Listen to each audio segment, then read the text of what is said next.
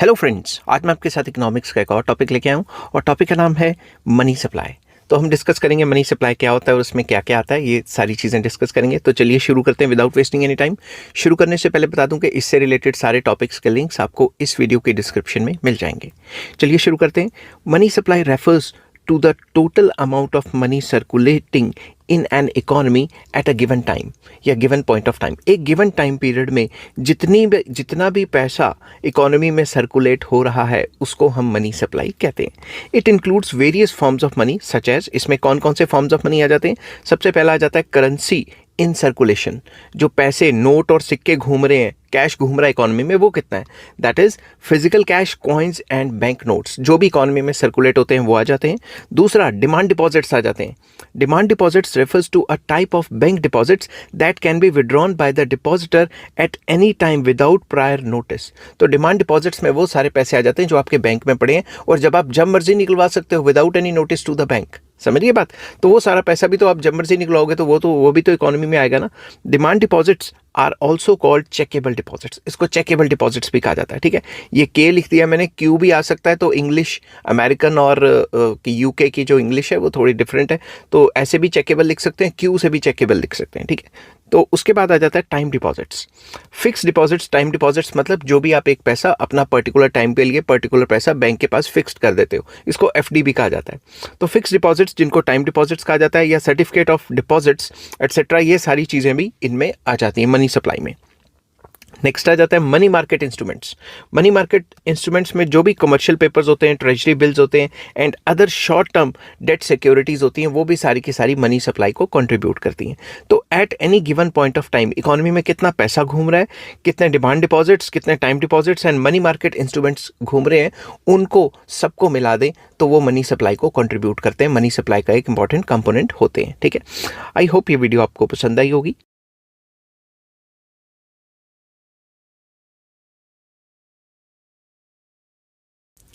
Hello friends, आज मैं आपके साथ इकोनॉमिक्स का एक और टॉपिक लेके आया हूँ और टॉपिक का नाम है डिटर्मिनेंट्स ऑफ मनी सप्लाई। ऐसे कौन कौन सी चीज़ें हैं जो मनी सप्लाई को असर डालती हैं, इस वीडियो में मैं आपके साथ डिस्कस करूँगा। शुरू करने से पहले बता दूं कि इस वीडियो से पिछली वीडियोज़ जो मैंने बनाई हैं वो है मनी सप्लाई क्या होता है और मनी सप्लाई में M1 मेजर क्या है, M2 मेजर क्या है, M3 मेजर और M4 मेजर क्या है, उन सब के लिंक्स आपको इस वीडियो के डिस्क्रिप्शन में मिल जाएंगे। चलिए शुरू करते हैं। The determinants of money supply are the factors that influence the amount of money available in an economy। तो determinants of money supply का मतलब क्या होता है कि ऐसे कौन से फैक्टर्स हैं जो असर डालते हैं मनी सप्लाई को किसी भी इकोनॉमी में, कि कितना अमाउंट ऑफ मनी सप्लाई होगा इकोनॉमी में। ठीक है, वो कौन कौन से फैक्टर्स हैं। दीज डिटर्मिनेंट्स या फैक्टर्स इफेक्टिंग, एक ही बात होती है, can be broadly discussed as under. तो सबसे पहला आ जाता है मॉनेटरी पॉलिसी। वेरी इंपॉर्टेंट, सबसे important. Monetary policy conducted by central banks influences the money supply through various tools and mechanism। तो मनी सप्लाई को कंट्रोल करने के लिए सबसे इंपॉर्टेंट चीज मॉनेटरी पॉलिसी आ जाती है, जो कि कंट्री का सेंट्रल बैंक, हेड बैंक बनाता है। Here are some ways monetary policy affects the money supply। किस तरीके से, कुछ तरीके मैंने बताए हुए हैं। सबसे पहला open market operations. Central banks buy and sell securities on the open markets to increase और decrease the supply of money या मनी सप्लाई। तो सेंट्रल बैंक ओपन मार्केट में गवर्नमेंट की सिक्योरिटीज को खरीदता और बेचता है, जिससे वो मनी सप्लाई को कंट्रोल कर सकता है। अगर मान लो मनी सप्लाई मार्केट में हाई है तो वो अपनी गवर्नमेंट की सिक्योरिटीज को बेचेगा, जब बेचेगा तो लोगों को बेच के पैसे ले लेगा, उससे मनी सप्लाई जो है निकल जाएगी इकोनॉमी से, एंड वाइस वर्सा। अगर मनी सप्लाई हाई है और वो मनी सप्लाई को कम करना चाहता है तो बेचेगा, और अगर मनी सप्लाई लो है उसको हाई करना चाहता है तो बाय बैक कर लेगा, जिन जिनको बेचा हुआ है उनसे वापस खरीद लेगा ताकि इकोनॉमी में पैसा चला जाए। नेक्स्ट है interest rates. Very important. Central bank set interest rates to influence borrowings cost and in turn money supply. Central bank interest rate को असर करता है डायरेक्टली। अगर मार्केट में पैसा काफ़ी ज़्यादा है, मनी सप्लाई काफ़ी ज़्यादा है, तो वो रेट ऑफ इंटरेस्ट को बढ़ा देगा ताकि लोग लोन्स ही ना लें। जब लोन्स ही नहीं लेंगे तो मनी सप्लाई कुछ हद तक कंट्रोल की जा सकती है। समझ की बात, and vice versa. Next, reserve requirements. Central bank set reserve requirements which dictate the percentage of deposits commercial banks must hold in reserves rather than lending out. तो कमर्शियल बैंक्स कितना पैसा जो है रिजर्व्स रखेंगे वो रिजर्व रिक्वायरमेंट्स के under central bank बताता है। जितना ज़्यादा पैसा रखना पड़ेगा उनको, अपनी टोटल कैपिटल का जितना ज़्यादा परसेंट रखना पड़ेगा, उतना ही कम वो लोन्स दे पाएंगे। तो सिंपल वर्ड्स में लोन्स कितना दे पाएंगे, लोन्स कितना नहीं दे पाएंगे, बैंक वो भी रिजर्व रिक्वायरमेंट्स जो हैं सेंट्रल बैंक जो डिसाइड करता है छोटे बैंकों के लिए, उसके ऊपर डिपेंड करती है। तो इस हिसाब से वो मनी सप्लाई को कंट्रोल कर लेता है। Hence changes in the reserve requirements influence the money supply, क्योंकि बैंक्स लोन ज़्यादा दे पाएंगे या कम दे पाएंगे, उससे असर तो पड़ेगा ही। नेक्स्ट आ जाता है quantitative easing, very important. Central banks create new money to purchase assets such as government bonds from the banks injecting liquidity in the economy. तो जो भी गवर्नमेंट के बॉन्ड्स उन्होंने बैंकों वगैरह को दिए हुए हैं या जिनको दिए हुए हैं, उनसे जब वापस खरीदेगा तो मनी सप्लाई को इन्फ्यूज़ करेगा ना इकॉनमी में। तो अगर मनी सप्लाई कम है, रिसेशनरी सिचुएशन या डिप्रेशन चल रहा है इकॉनमी में, तो बॉन्ड्स खरीद के बैंकों से वो उनको पैसे इन्फ्यूज़ करेगा, नया नोट छाप के भी देगा वो, जिससे कि मनी सप्लाई बढ़ जाएगी। Next, forward guidance. Central banks communicate their future policy intentions to influence the market expectations and shape the money supply। तो फॉरवर्ड गाइडेंस भी सेंट्रल बैंक्स प्रोवाइड करते हैं कि आने वाले टाइम पे ऐसा हो जाएगा, वैसा हो जाएगा, इन्फ्लेशन रेट का ये टारगेट है, फलाना है, ढिमकाना है, जिसकी वजह से मनी सप्लाई इकॉनमी में असरदार रहती है। नेक्स्ट है liquidity provisions, very important. Central bank provides liquidity to financial system through various facilities such as discount window. Discount window के थ्रू भी लिक्विडिटी प्रोवाइड करता है। ये क्या होती है? Discount window is a facility provided by the central bank that allows commercial banks and other depository institutions to borrow money directly from the central bank. इसके अंदर अगर किसी भी फाइनेंशियल इंस्टीट्यूशन को अगर कोई पैसे की प्रॉब्लम पड़ गई है, तो वो डायरेक्टली जो है डिस्काउंट विंडो के थ्रू आरबीआई से सेंट्रल बैंक से लोन्स ले सकते हैं। The central banks provide this facility to help banks to meet their short term liquidity needs and maintain financial stability. Short term में अगर किसी बैंक के पास पैसा कम हो गया और उसको थोड़ी देर के लिए शॉर्ट टर्म के लिए पैसा चाहिए, तो वो डिस्काउंट विंडो से आरबीआई के थ्रू ले सकता है। मगर आरबीआई हर एक को थोड़ी ना देगा ऐसे लोन, उन्हीं बैंक्स को देगा जो बैंक्स अच्छे से जो आरबीआई की जो पॉलिसीज़ हैं वो फॉलो करती हैं, ठीक है, जो गुड बुक्स में। नेक्स्ट है regulatory policies. Central banks implement regulatory policies such as capital requirements and loan to value ratios to influence the bank lending and money supply। Simple words में सेंट्रल बैंक रेगुलेटरी पॉलिसीज डालती रहती है कि कितनी capital requirements चाहिए bank खोलने के लिए, इंस्टीट्यूशन खोलने के लिए, फाइनेंशियल इंस्टीट्यूशन खोलने के लिए, कि लोन्स कितने देंगे, लोन्स के किस हिसाब से देने हैं, या फिर किस हिसाब से आप सिक्योरिटी दे रहे हो उसका कितना % लोन मिलेगा। तो ये सारी रेगुलेटरी पॉलिसीज़ सेंट्रल बैंक निकालता रहता है टाइम टू टाइम, जिसकी वजह से लोन्स में जो है वो असर पड़ता है। लोन्स पे असर पड़ेगा तो मनी सप्लाई पे असर पड़ेगा। Next, money market operations, very important. Central banks conduct money market operations such as repo rate and reverse repo rate to manage the liquidity and influence the money supply. तो central bank जो है repo rate और reverse repo rate को भी time to time change करता रहता है, जिसकी वजह से मनी सप्लाई असरदार होती है। मैंने रेपो रेट और रिवर्स रेपो रेट अलग वीडियो में समझाए हुए हैं, अगर आपको वो अच्छे तरीके से समझने हैं तो मुझे कमेंट कर देना, ठीक है। एंड नेक्स्ट पॉइंट आ जाता है foreign exchange interventions. Central bank intervenes in the foreign exchange market to influence the exchange rate and in turn money supply। तो बेसिकली होता क्या है, सेंट्रल बैंक जो है अपने एक्सेस रिजर्व्स जो पड़े हैं उसके पास फॉरेन करेंसी के, उसको वो सेल बाय करता रहता है ताकि वो एक्सचेंज रेट में स्टेबिलिटी बना सके, और इसके थ्रू वो मनी सप्लाई को भी असर करता है, क्योंकि मार्केट में डॉलर फेंकेगा, डॉलर खरीदेगा, इससे मनी सप्लाई भी असरदार होती है। नेक्स्ट आ जाता है, इसको अच्छे तरीके से मैंने वहाँ समझाया हुआ है फॉरेन एक्सचेंज रेट के चैप्टर में, ठीक है। तो अगर आपको और ज़्यादा डिटेल चाहिए तो फॉरेन एक्सचेंज लिख देना नीचे, foreign exchange full chapter comment में मैं आपके साथ लिंक शेयर कर दूंगा। नेक्स्ट आ जाता है गवर्नमेंट स्पेंडिंग। मनी सप्लाई किस चीज़ से असरदार हो सकती है? गवर्नमेंट की स्पेंडिंग से। Government spending can increase the money supply by injecting money into the economy through various programmes and project. सरकार ने कोई नया प्रोग्राम लॉन्च कर दिया, प्रोजेक्ट लॉन्च कर दिया, तो फिस्कल पॉलिसी के अंदर जब भी सरकार खर्चा करती है तो वो भी मनी सप्लाई को कंट्रीब्यूट करता है। नेक्स्ट आ जाता है taxation. Taxation can reduce money supply in the by removing the money from circulation. जब भी सरकार टैक्स लगाती है तो इकॉनमी से तो पैसा निकल जाता है, तो तभी तो टैक्स जो है वो सर्कुलर फ्लो में इंजेक्शन की बजाय वो लीकेज का काम करता है। तो money supply is also influenced by the taxation policy. Next जो पॉइंट आ जाता है वो आ जाता है मनी मल्टीप्लायर, ठीक है। मनी मल्टीप्लायर भी मनी सप्लाई को असर डालता है। The money multiplier is the ratio of the money supply to the monetary base. Monetary base के हिसाब से कितने गुना ज़्यादा पैसा इकोनॉमी में घूम रहा है, that is called money multiplier. इसके ऊपर मैंने ऑलरेडी वीडियो बनाऊंगा और उसका लिंक भी आपको इस वीडियो के डिस्क्रिप्शन में मिल जाएगा। It determines how much money is created through the banking system, कि इतना पैसा तो इकोनॉमी में था ही फिजिकल मनी, बैंकों ने लोन दे के कितना पैसा कितने गुना कर दिया, that is called money multiplier. ठीक है, तो मनी मल्टीप्लायर सरकार ने इतना छापा, बैंकों ने लोन दे के घुमा घुमा के पैसे को कितने गुना कर दिया, उससे भी तो मनी सप्लाई जो है असरदार रहेगी ना। तो इसको भी हम अच्छे से मनी मल्टीप्लायर के टॉपिक में डिस्कस करेंगे। नेक्स्ट आ जाता है banking system. The banking system including commercial banks and other financial institutions plays a crucial role in creating money through the process of credit creation. तो क्रेडिट क्रिएशन के through भी तो money supply बढ़ाई जा सकती है ना, या कॉन्ट्रैक्ट की जा सकती है ना। तो बैंकिंग सिस्टम भी एक इंपॉर्टेंट रोल प्ले करता है मनी सप्लाई को इन्फ्लुएंस करने में। नेक्स्ट आ जाता है इन्फ्लेशन एक्सपेक्टेशंस। इन्फ्लेशन एक्सपेक्टेशंस, यहाँ एक्सपेक्टेशंस के स्पेलिंग मेरे से गलत हो गए, मैं लिख देता हूँ एक्सपेक्टेशंस। स्पीड में इंडिया का मैच देखते हुए कभी कभी ये हो जाता है। ठीक है, तो इन्फ्लेशन की जो एक्सपेक्टेशंस हैं, एक्सपेक्टेशंस एस भी लिख देता हूँ साथ में, इन्फ्लेशन की जितनी भी एक्सपेक्टेशन है they can also influence the money supply as people hold more cash if they expect price to rise. अगर आपको लगता है फ्यूचर में महंगाई हो जाएगी, फ्यूचर में प्रॉब्लम्स आ जाएंगी, हमें प्रॉब्लम्स फेस करनी पड़ेंगी, तो आप ज़्यादा पैसा होल्ड करोगे तो मनी सप्लाई उसी हिसाब से चेंज हो जाएगी। समझ के बाद आप खर्चा नहीं करोगे।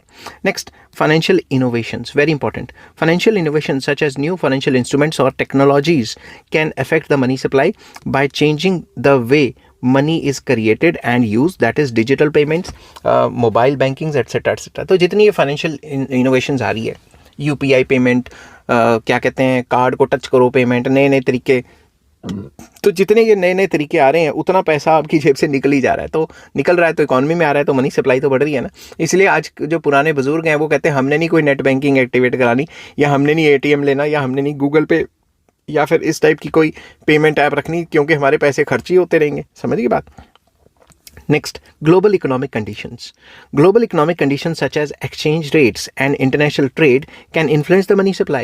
अगर हमारी बैलेंस ऑफ पेमेंट ख़राब चल रही है तो पैसा तो सारा बाहर जा रहा है, समझ की बात। या फिर जो इंटरनेशनल ट्रेड है वो हम डेफिसिट में चल रहे हैं, या फिर आप कह सकते हो कि कल को रशिया ने यूक्रेन पे हमला कर दिया, इसने उस पर कर दिया, उससे कर दिया, इससे जो है क्रूड ऑयल महंगा हो गया, या डॉलर का रेट ऊपर नीचे हो गया। तो जब भी ऐसी ग्लोबल इकोनॉमिक कंडीशंस ख़राब होती हैं वो भी मनी सप्लाई को असर डालती हैं। नेक्स्ट आ जाता है demographic changes, very important. Demographic changes such as population growth and ageing can influence the money supply by changing the demand for money and financial institution. जब भी डेमोग्राफिक चेंजेस आती हैं या एज कंपोजिशन में changes आती हैं, ageing population ज़्यादा हो रही है या फिर जवानों की पॉपुलेशन ज़्यादा हो रही है, क्या है, एज के जो डिविडेंड्स हमें मिल पा रहे हैं, डेमोग्राफिक डिविडेंड्स मिल पा रहे हैं, नहीं मिल पा रहे, ये सारी चीज़ें मनी सप्लाई को असर करती हैं। अगर बूढ़ों की पॉपुलेशन ज़्यादा होगी तो money supply will be different, अगर यंग पॉपुलेशन ज़्यादा होगी तो मनी सप्लाई इकोनॉमी में डिफरेंट होगी। ठीक है,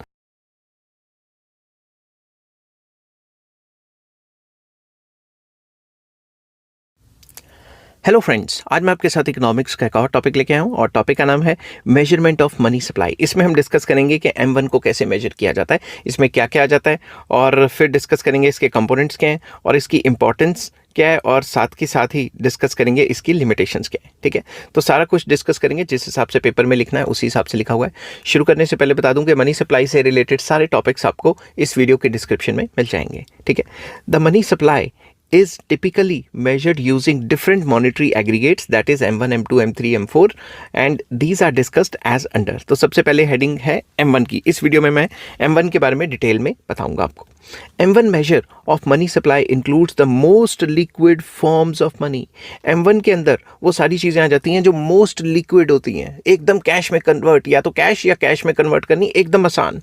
it is also known as narrow money और मनी स्टॉक मेजर। तो इसको नैरो मनी भी कहा जाता है और इसको मनी स्टॉक मेजर भी कहा जाता है। तो M1 सबसे पहला मेजर है मनी सप्लाई का जो हम डिस्कस करेंगे। तो इसमें सबसे पहले आ जाता है कंपोनेंट्स ऑफ M1। M1 का जो मेजर है मनी सप्लाई का, उसके कौन कौन से कंपोनेंट्स हैं। फर्स्ट आ जाता है करेंसी इन सर्कुलेशन, जिसको कैपिटल C से डिनोट किया गया है। तो जितना भी पैसा इकोनॉमी में घूम रहा है, करेंसी घूम रही है, बैंक नोट घूम रहे हैं, सिक्के घूम रहे हैं, वो सारे इसमें आ जाते हैं। Physical cash, coins and banknotes held by public are included in currency in circulation। ठीक है, तो नेक्स्ट आ जाता है demand deposits, very important. Checking accounts saving accounts, checking, मतलब यहाँ पे ये जो चेकिंग अकाउंट्स है, मतलब कि जो भी आप चेक वगैरह से पैसे निकलवा सकते हो उसको चेकिंग अकाउंट्स कहा गया है, ठीक है। Saving accounts and other deposits that can be withdrawn on demand, मतलब इसमें वो सारे पैसे आ जाएंगे जो बैंकों में पड़े हैं मगर बैंकों से कभी भी आप डिमांड करके निकलवा सकते हो, चेक लगा के निकलवा सकते हो, समझ की बात। थर्ड आ जाता है ट्रेवलर्स चेक, जिसको टीसी से शॉर्ट फॉर्म दी हुई है।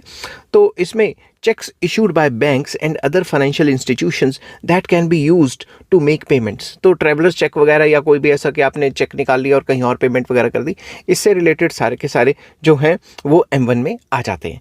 तो बेसिकली M1 में मोटा मोटा क्या क्या आ जाता है सॉरी सबसे पहले आ जाता है सी, करेंसी, डिमांड डिपॉजिट्स, और ये जो ट्रेवलर्स चेक वगैरह हैं ये सारे के सारे आ जाते हैं। तो ये तीनों मेन चीज़ें हैं जो M1 को बनाती हैं।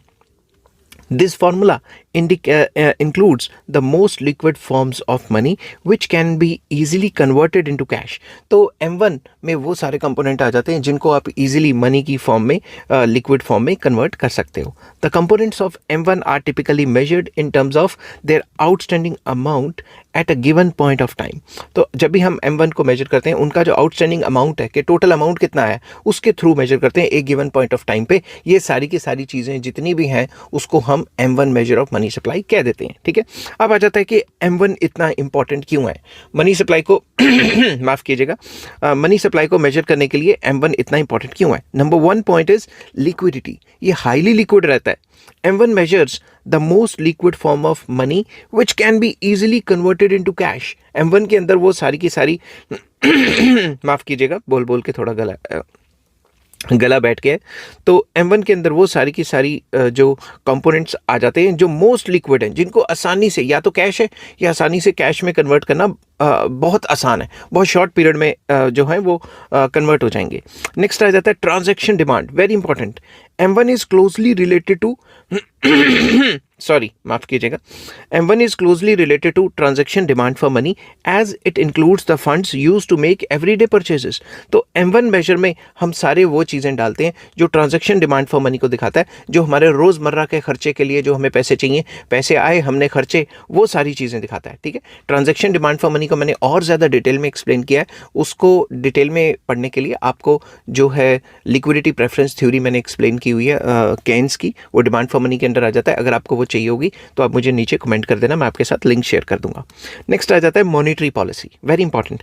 M1 is an important indicator of monetary policy as changes in M1 can influence the overall money supply and economic activity. Monetary policy को अच्छे से काम करवाने के लिए हमें M1 की स्टडी करनी पड़ती है। M1 ही एक ऐसा इंपॉर्टेंट इंडिकेटर है जो हमें बताएगा कि मॉनेटरी पॉलिसी इफेक्टिवली काम कर भी पा रही है कि नहीं कर पा रही।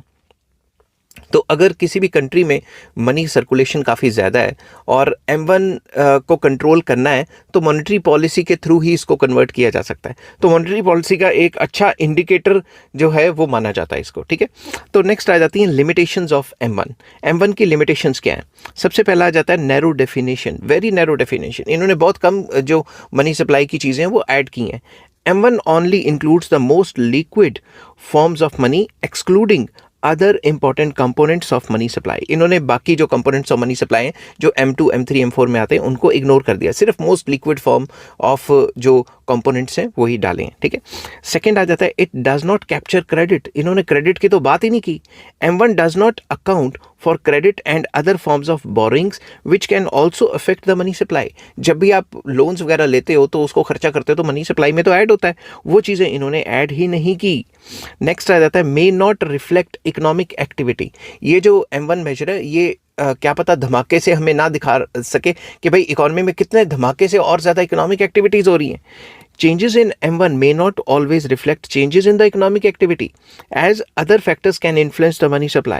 तो इसमें सिर्फ इन्होंने तीन चीज़ों को ही इंक्लूड किया है, बाकी चीज़ों को टोटली एक्सक्लूड कर दिया है, जिससे कि हमें ये नहीं पता लग सकता कि इकोनॉमी में कितनी एक्टिविटीज़ चल रही हैं और इकोनॉमी कितने अच्छे से काम कर रही है। फॉर एग्जाम्पल बूम पीरियड चल रहा है, शेयर मार्केट ऊपर चल रही है, तो वो वाली चीज़ें तो इन्होंने डाली नहीं। अगर वो वाली चीज़ें नहीं डालेंगे तो काम कैसे चलेगा, समझ की बात। तो इस तरीके से अदर जो है अदर इंस्ट्रूमेंट्स भी काफ़ी आ जाते हैं जो कि मनी सप्लाई को असर डाल सकते हैं।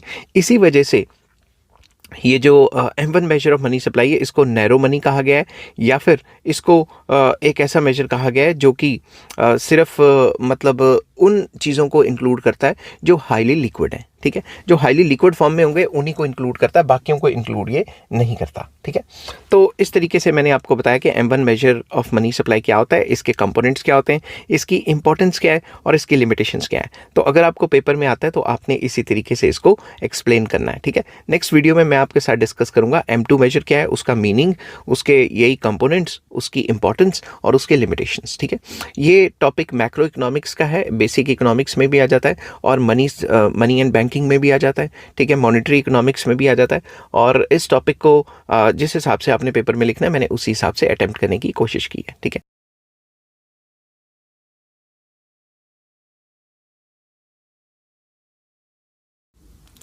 हेलो फ्रेंड्स, आज मैं आपके साथ इकोनॉमिक्स का एक और टॉपिक लेके आया हूँ और टॉपिक का नाम है M2 measure of money supply. इससे पिछली वीडियो मैंने बनाई थी कि मनी सप्लाई क्या होता है और उसका M1 मेजर क्या होता है, उसके लिंक्स भी आपको इस वीडियो के डिस्क्रिप्शन में मिल जाएंगे। तो चलिए, जिस हिसाब से अपने पेपर में लिखना है, मैंने उसी हिसाब से अटैम्प्ट किया हुआ है। इस वीडियो में मैं आपको बताऊंगा मनी सप्लाई में M2 के अंदर क्या क्या आ जाता है, मीनिंग क्या है, कॉम्पोनेंट्स क्या है और इसकी इंपॉर्टेंस और लिमिटेशंस क्या है। जिस हिसाब से पेपर में लिखना है आप उसी हिसाब से अटैम्प्ट कर सकते हैं। चलिए शुरू करते हैं without wasting any time. M2 is a measure of the money supply that includes all the components of M1, which is the most liquid form of money. तो M1 तो इसके अंदर आ ही जाता है, plus some additional items that are less liquid but still considered a part of money supply. तो M2 में वो सारे मेजर्स जो M1 में तो आते हैं वो तो यहाँ पे हैं ही, बट थोड़े बहुत और आ जाते हैं। वो कौन कौन से आ जाते हैं वो हम कंपोनेंट्स में डिस्कस करते हैं। तो कंपोनेंट्स ऑफ M2 में सबसे पहला M1 तो है ही है। तो M1 के कौन से कंपोनेंट्स से, करेंसी इन सर्कुलेशन जिसमें नोट और सिक्के आ जाते हैं, demand deposits and other checkable deposits. समझ गए बात? तो ये चीज़ें तो आ ही जाती हैं, तो मगर एडिशनल आइटम्स कौन कौन सी आ जाती हैं इसमें, सेविंग डिपॉजिट्स जो आपने सेविंग में पैसा डाला हुआ है, मनी मार्केट सिक्योरिटीज़ जिसमें commercial papers and treasury bills आ गए। ठीक है, अब कमर्शियल पेपर्स क्या होते हैं, ट्रेजरी बिल्स क्या होते हैं, इनके ऊपर मैं ऑलरेडी वीडियो अपलोड कर चुका हूं। अगर आपको वो कॉन्सेप्ट समझने हैं तो मुझे नीचे कमेंट कर देना, मैं आपके साथ लिंक शेयर कर दूंगा। एंड जो म्यूचुअल फंड्स वगैरह वो आ जाते हैं इसमें, और टाइम डिपॉजिट्स वगैरह आ जाते हैं। तो ये एडिशनल आइटम्स इसमें आ जाते हैं। तो अगर हम इसका फार्मूला बनाएं तो M2 is equals to M1 plus saving deposits plus money market securities plus money market mutual funds plus time deposits plus retail money market mutual funds. ये सारे के सारे कंपोनेंट्स जो हैं M2 के अंदर आ जाते हैं। लेटेस्ट नॉलेज मैं आपको दे रहा हूँ, लेटेस्ट कंपोनेंट्स बता रहा हूँ। ठीक है, अब आ जाता है कि इसकी इंपॉर्टेंस क्या है, M2 इतना इंपॉर्टेंट क्यों है as a measure of money supply.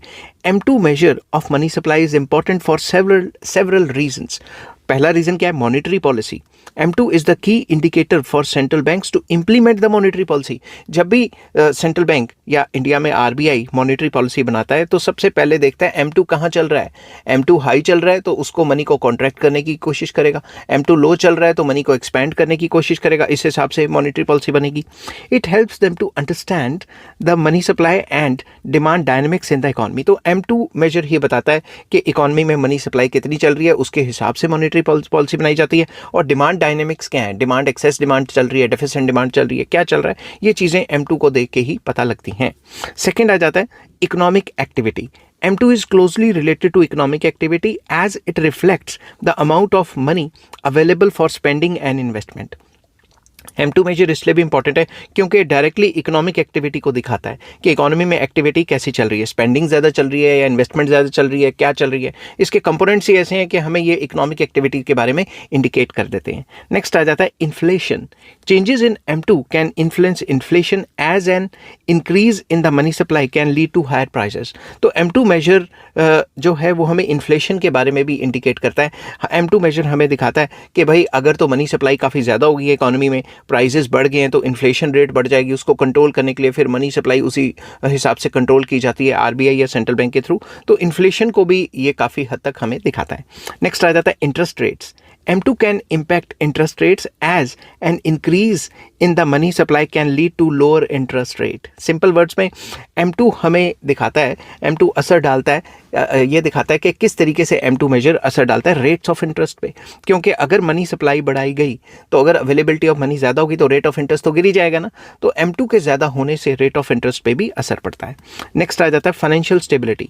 M2 can indicate potential financial stability risks such as excess money creation और एसेट बबल्स। सिंपल वर्ड्स में M2 हमें ये भी बताता है, इंडिकेट करता है कि इकॉनमी की फाइनेंशियल स्टेबिलिटी कैसी है, रिस्की तो नहीं है। अगर ज़्यादा पैसा इकॉनमी में आ जाता है, ज़्यादा क्रेडिट क्रिएट कर दिया, ज़्यादा लोन्स वगैरह दे दिए, ज़्यादा एसेट बबल क्रिएट हो गया, तो फिर इकॉनमी का मतलब बढ़ता भी बन सकता है। समझ की बात? तो फाइनेंशियल स्टेबिलिटी को इंडिकेट करता है M2 मेजर। अगर M2 मेजर कंट्रोल में है तो फाइनेंशियल स्टेबिलिटी रहेगी, अगर कुछ ज़्यादा ही मनी सप्लाई हो गया तो प्रॉब्लम्स भी आ जाएंगी।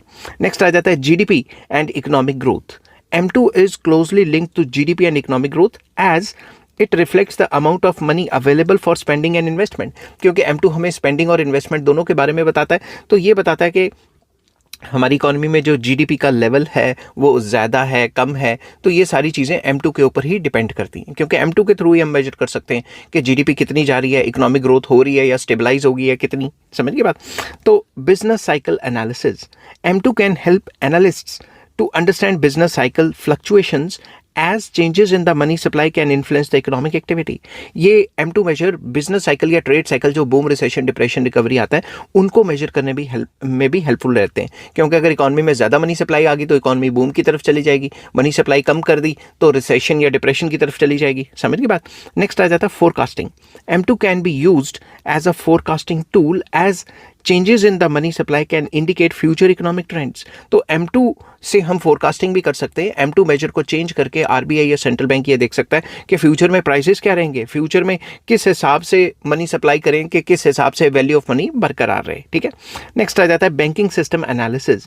M2 can provide insights into the banking systems liquidity and credit creation. तो M2 हमें इनसाइट्स प्रोवाइड करवाता है। M2 हमें बताता है कि अगर बैंकिंग सिस्टम में इतनी लिक्विडिटी है तो वो कितना लोन्स दे सकेंगी, कितने लोन्स की कैपेसिटी होगी, लोन ज़्यादा दे रही है, कम दे रही है, कितना दे रही है। इस सारे सिस्टम को, बैंकिंग सिस्टम को जो है अच्छे से समझने के लिए जो है M2 का पढ़ना बहुत ज़रूरी है। ठीक है।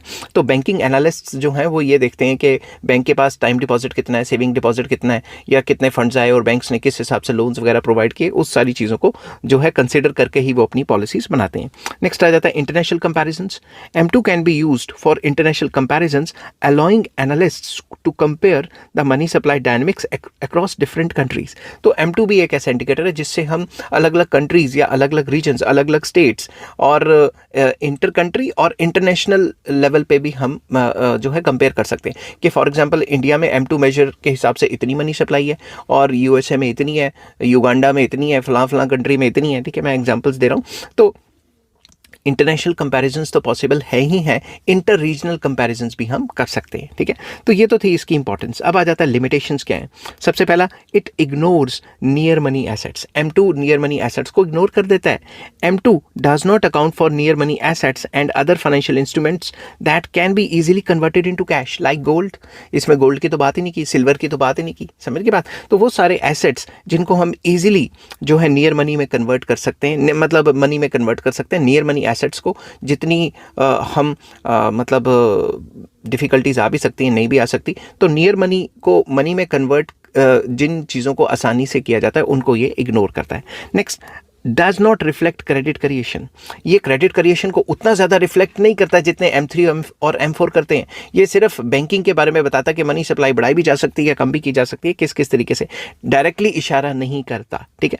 M2 only measures the money supply but does not reflect the credit creation process. इसके अंदर क्रेडिट क्रिएशन का या लोन्स का कोई डायरेक्टली तो दिया ही नहीं हुआ, which can also impact the overall liquidity in the economy. सिर्फ ये बैंकिंग सिस्टम की बात करता है कि टाइम डिपॉजिट, ये डिपॉजिट, वो डिपॉजिट, ये क्रेडिट क्रिएशन का कंपोनेंट नहीं डाला इन्होंने, बल्कि क्रेडिट क्रिएशन भी मनी सप्लाई को डायरेक्टली इन्फ्लुएंस करती है।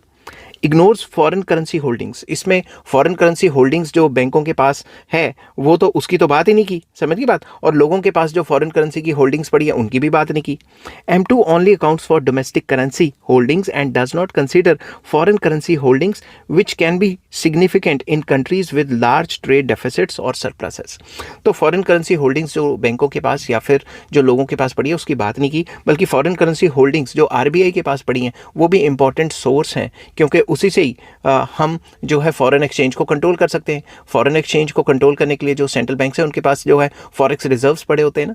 तो अगर आपको ये टॉपिक पढ़ना है कि फॉरेक्स रिजर्व्स पड़े होते हैं आरबीआई के पास या सेंट्रल बैंक के पास, वो कैसे किस तरीके से जो है एक्सचेंज रेट को कंट्रोल करते हैं, उसका अलग चैप्टर है, वो मैंने ऑलरेडी अपलोड किया हुआ है। अगर आपको वो पढ़ना हो तो मुझे नीचे कमेंट कर देना, ठीक है। तो ये फॉरेन करेंसी को इग्नोर करता है, ये भी एक पॉइंट है लिमिटेशन का। Does not account for digital currencies, digital currencies की तो ये बात ही नहीं करता, क्रिप्टो करेंसी वगैरह की।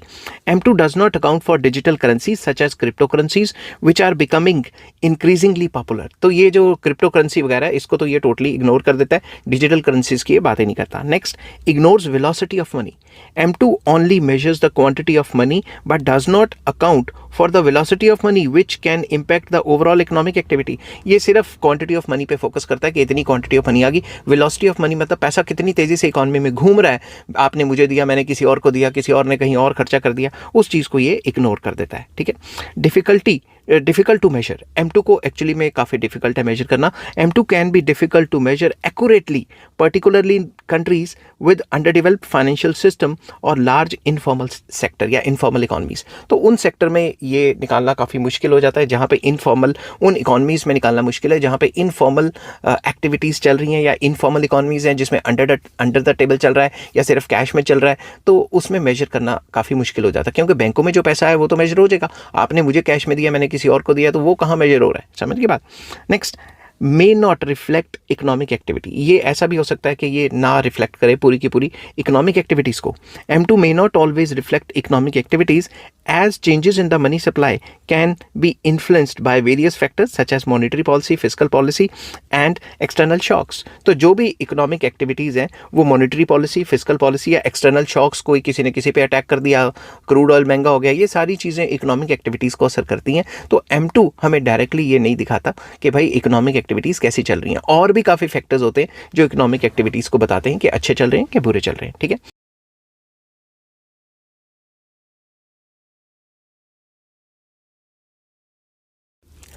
हेलो फ्रेंड्स, आज मैं आपके साथ इकोनॉमिक्स का एक और टॉपिक लेके आया हूँ और टॉपिक का नाम है M3 measure of money supply. इससे पिछली वीडियोस में मैंने बताया था मनी सप्लाई क्या होता है, M1 मेजर क्या होता है, M2 मेजर क्या होता है, और इस वीडियो में मैं आपके साथ बताऊंगा M3 मेजर क्या होता है, ठीक है। अगर आप डायरेक्टली इस वीडियो पे आ गए हैं तो इससे पिछली वीडियोज़ के लिंक्स आपको इस वीडियो के डिस्क्रिप्शन में मिल जाएंगे।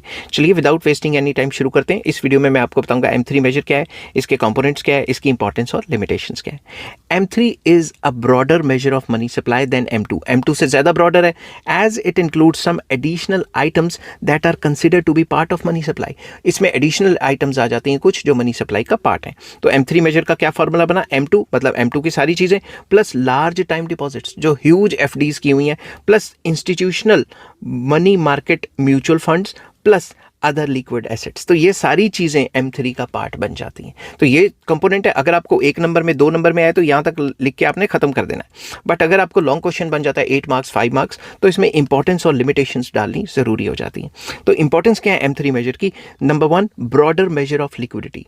ये ब्रॉडर मेजर है, ये M1 M2 की तरह थोड़ा नैरोअर नहीं है। M1 तो बिल्कुल ही नैरोअर था, ठीक है। M3 provides a broader measure of liquidity in the economy, including large time deposits। उसमें large time deposits included नहीं थे।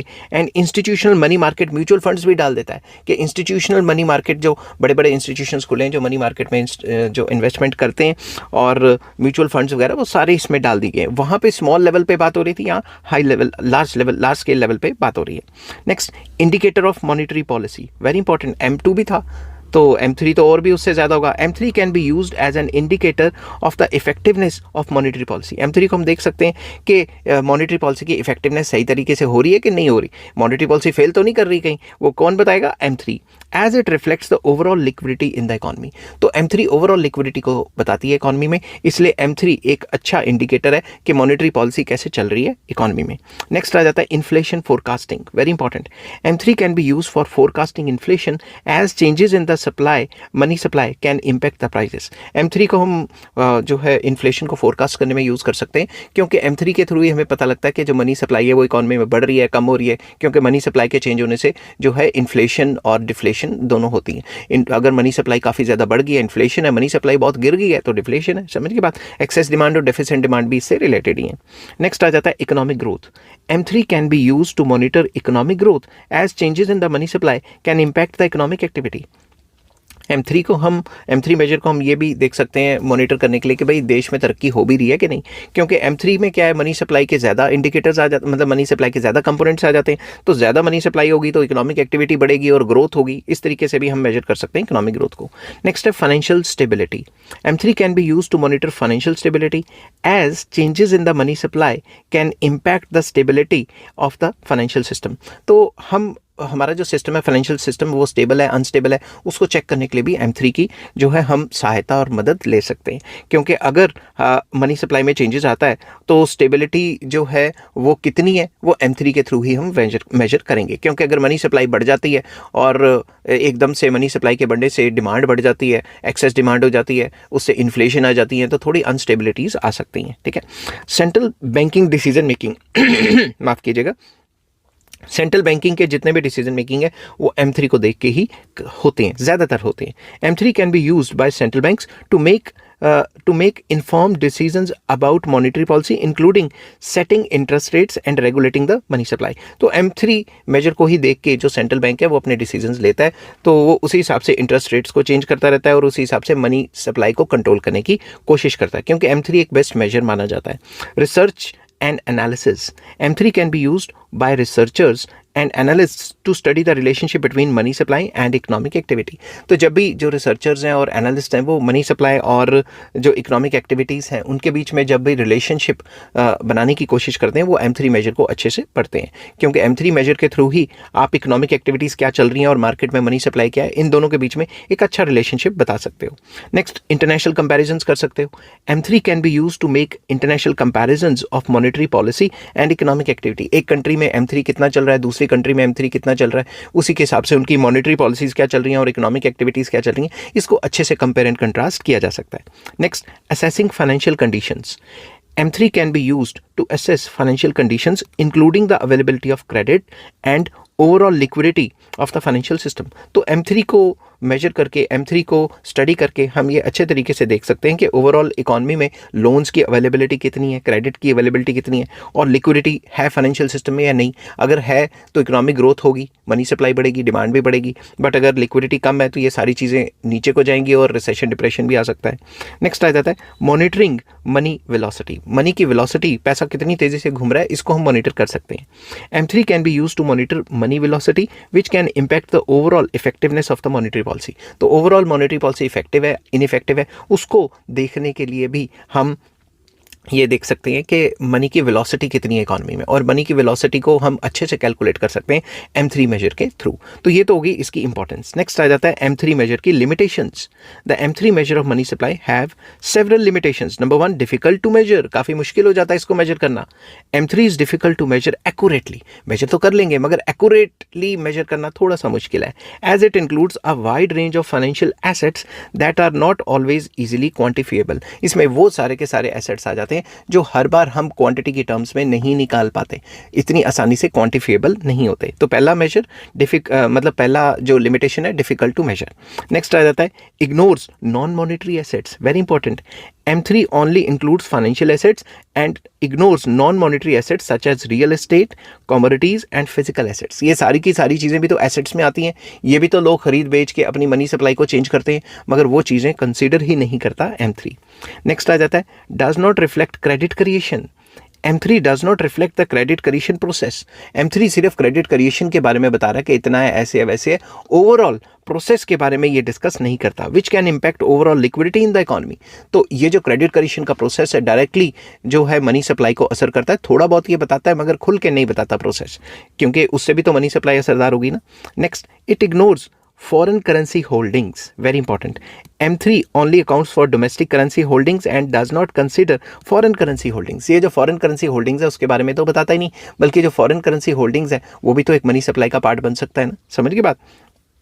नेक्स्ट आ जाता है मे not be comparable across countries. हमने इंपॉर्टेंस में लिखा था एक पॉइंट कि हम मनी सप्लाई ये जो M3 मेजर है इससे हम कंपेयर कर सकते हैं इंटरनेशनल कंपैरिजंस के 2 या 2 से ज़्यादा कंट्रीज़ में कितना मनी सप्लाई M3 चल रहा है उसको कंपेयर कर सकते हैं। But M3 may not be comparable across countries. जो क्रिटिसाइज करते हैं उसको उनका ये मानना है because due to the difference in the financial systems, institutions and accounting practices. तो अलग अलग अकाउंटिंग प्रैक्टिसेस हैं, अलग अलग फाइनेंशियल सिस्टम्स हैं, 2 कंट्री के अलग अलग इंस्टीट्यूशंस हैं जो काम कर रहे हैं। तो हम किस तरीके से 2 अलग अलग टाइप के सिस्टम्स को कंपेयर करें, तो it is very difficult. Next, ignores underground economy. M3 does not account for underground economy, which can be significant in countries with large informal sector।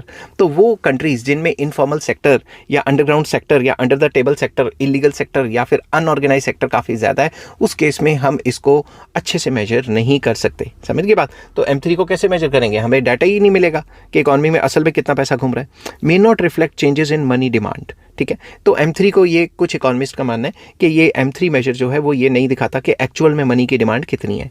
M3 may not always reflect changes in the money demand, which can be influenced by various factors such as interest rates, inflation, economic uncertainty, etc. etc. ठीक है, तो ये अच्छे तरीके से demand for money को नहीं बताता, क्योंकि जो मनी की डिमांड है वो रेट ऑफ इंटरेस्ट से भी असरदार हो सकती है, इन्फ्लेशन से भी, इकोनॉमिक अनसर्टेनिटी से भी हो सकती है। कोई कोरोना आ गया, कोई लॉकडाउन लग गया, इससे भी आपकी मनी की डिमांड असरदार हो सकती है। तो मनी की डिमांड को जो है असर करने के कई फैक्टर्स हैं, सिर्फ M3 को कंसिडर नहीं किया जा सकता।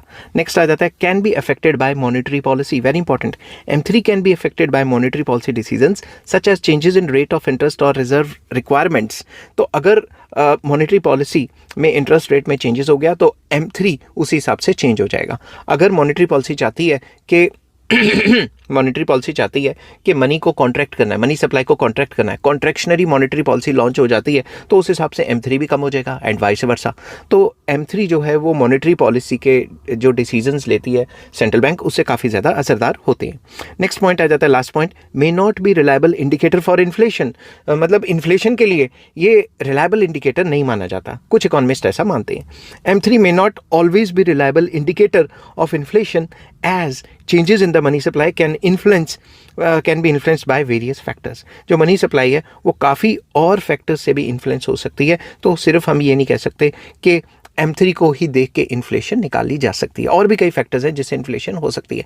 क्या पता मनी सप्लाई उतनी रहे मगर रातों रात किसी चीज़ की डिमांड बढ़ गई या कुछ हो गया जिसकी वजह से महंगाई बढ़ जाए, शॉर्टेज ऑफ सप्लाई होगी। समझ की बात?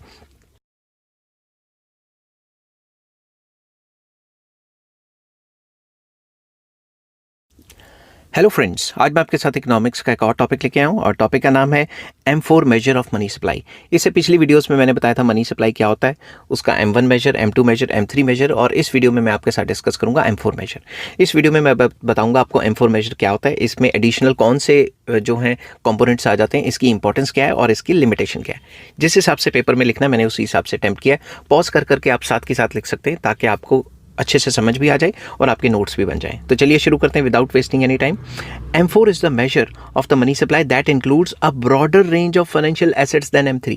अब इसमें M3 के साथ साथ और भी ज़्यादा जो है कंपोनेंट्स आ जाते हैं। अगर आप सीधा इस वीडियो पे आ गए हैं तो सबसे पहले M1, M2, M3 देखें, जिसका लिंक आपको इस वीडियो के डिस्क्रिप्शन में मिल जाएगा, तो आपको ये वीडियो बहुत अच्छे से समझ आएगी। ठीक है, तो M4 में M3 के अलावा और भी कई मेजर आते हैं। तो M3 तक तो मैंने पिछली वीडियो में समझाए थे। It is also known as the broad money और एक्सटेंडेड मनी मेजर। इसको ब्रॉड मनी कहते हैं क्योंकि इसमें और भी मेजर ऐड कर दिए, या एक्सटेंडेड मनी भी कह सकते हैं। M4 टिपिकली इंक्लूड्स, M4 का क्या फॉर्मूला है, M3 प्लस एडिशनल आइटम्स। तो M3 में क्या क्या था, currency in circulation, demand deposits, saving deposits, money market mutual funds and large time deposits, institutional money market mutual funds. तो इसमें एडिशनल कौन कौन से आइटम्स आ जाते हैं, certificate of deposits, commercial papers, repurchase agreements, euro dollars and other liquidity assets. तो ये component इसमें ऐड हो जाते हैं, जिसकी वजह से इसको सबसे ज़्यादा broader measure of money supply कहा जाता है।